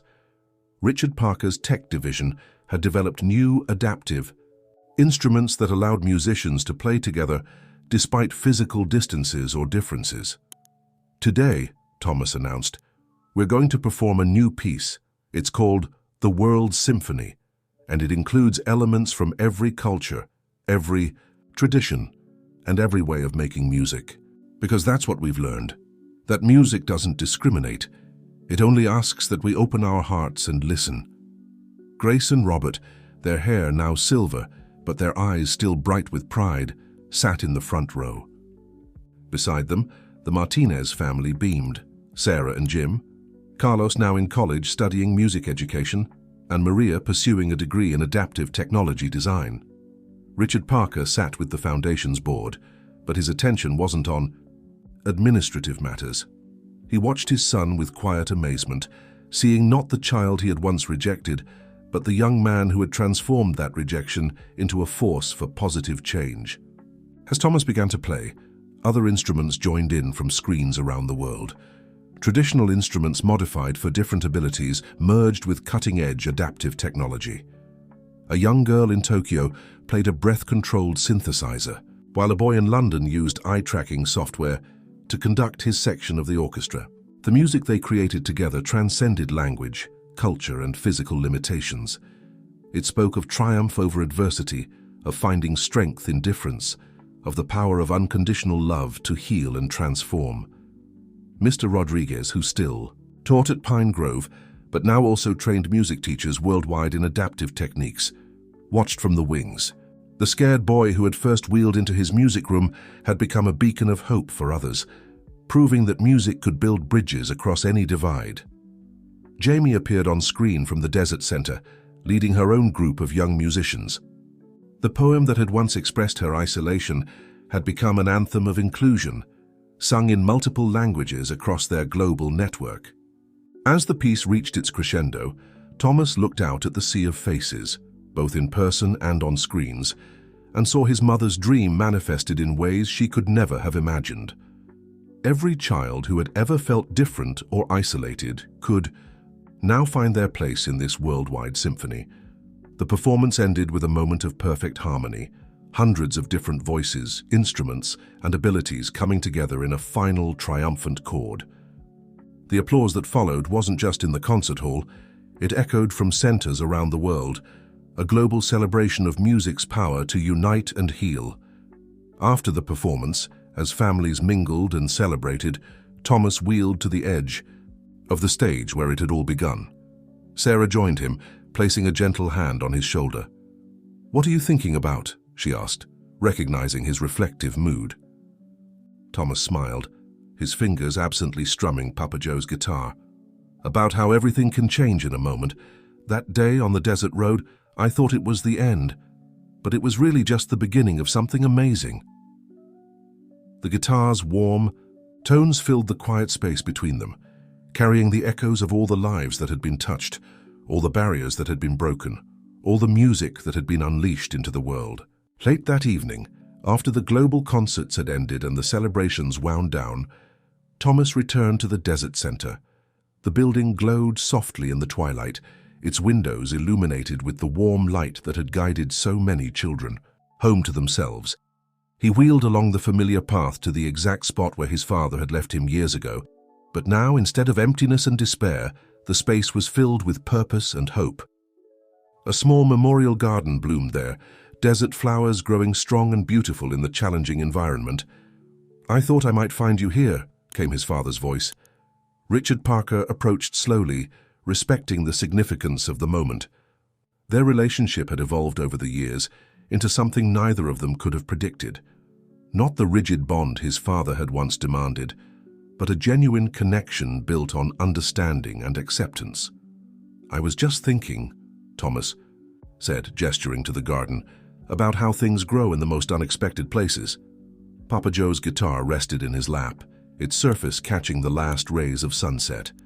Richard sat on a nearby bench, designed to be accessible for all visitors. "Your mother used to say something similar. She believed that beauty could flourish anywhere if it was just given the chance to grow in its own way." Around them, the desert wind carried the lingering echoes of the day's music. The center would welcome a new group of students tomorrow, each one carrying their own stories of challenge and hope. The Elizabeth Parker Foundation had become more than a music therapy program. It was a movement, changing how the world saw ability and difference. Thomas began to play softly, his mother's melody merging with the desert sounds. As the music filled the air, he reflected on how far they had all come. The Martinez family had shown him what unconditional love looked like. Grace and Robert had connected him to his mother's legacy. His father had learned that perfection wasn't about meeting external standards, but about being authentically yourself. "You know what I've learned," Thomas said, his fingers still moving over the strings, "that sometimes the things that seem to break us actually break us open, let in the light, make room for new growth." Inside the center, the walls were lined with photographs, children discovering their musical voices, families finding hope, communities coming together. Each image told a story of transformation, of barriers overcome, of music's power to heal and unite. Sarah appeared in the garden's entrance, followed by the rest of their extended family. They gathered naturally around Thomas, each one a vital part of the symphony his life had become. Carlos and Maria, home from college, joined in with instruments of their own. The music that had once been a solitary comfort, now a shared celebration. "I have something to show you," Grace said, producing a worn envelope. "We found it in Elizabeth's last journal. It was meant for your 16th birthday, but I think now is the right time." Inside was a simple note, written in Elizabeth's flowing hand. "To my child, may you always know that your song matters. Your voice, exactly as it is, adds something precious to the world's music. Never stop playing, never stop growing, never stop believing in the beauty of who you are." As Thomas read his mother's words, his fingers found a new melody on Papa Joe's guitar. Not a song of loss or longing, but a celebration of everything that had grown from those difficult beginnings. One by one, the others joined in, creating an impromptu symphony under the desert stars. The music they made together spoke of family found in unexpected places, of love that transcended blood ties, of the strength that comes from embracing our differences. It spoke of a boy who had once sat alone in this very spot, not knowing that his darkest moment would lead to light for so many others. As the final notes faded into the desert night, Thomas looked at the faces around him. His two families, now woven into one tapestry, their differences creating a richer, more beautiful pattern than uniformity ever could. Papa Joe's guitar, which had started as a stranger's legacy, had become a bridge between past and future, between loss and hope, between silence and song. The Elizabeth Parker Center stood behind them, ready to welcome tomorrow's dreamers and musicians. Inside its walls, children would continue to discover their voices, prove that different didn't mean less, and add their unique notes to the world's endless symphony. And Thomas, who had once been told he didn't fit the Parker name, had created a legacy far greater than mere family reputation. He had shown that every voice matters, every story deserves to be heard, and every difference adds something precious to life's magnificent harmony. The desert wind carried their music out across the landscape, a reminder that even in the most unlikely places, with love, acceptance, and the courage to be yourself, something beautiful can grow. The song that had begun with a mother's love for her unborn child had blossomed into a worldwide symphony of hope, healing, and the endless possibilities that arise when we dare to embrace our authentic selves.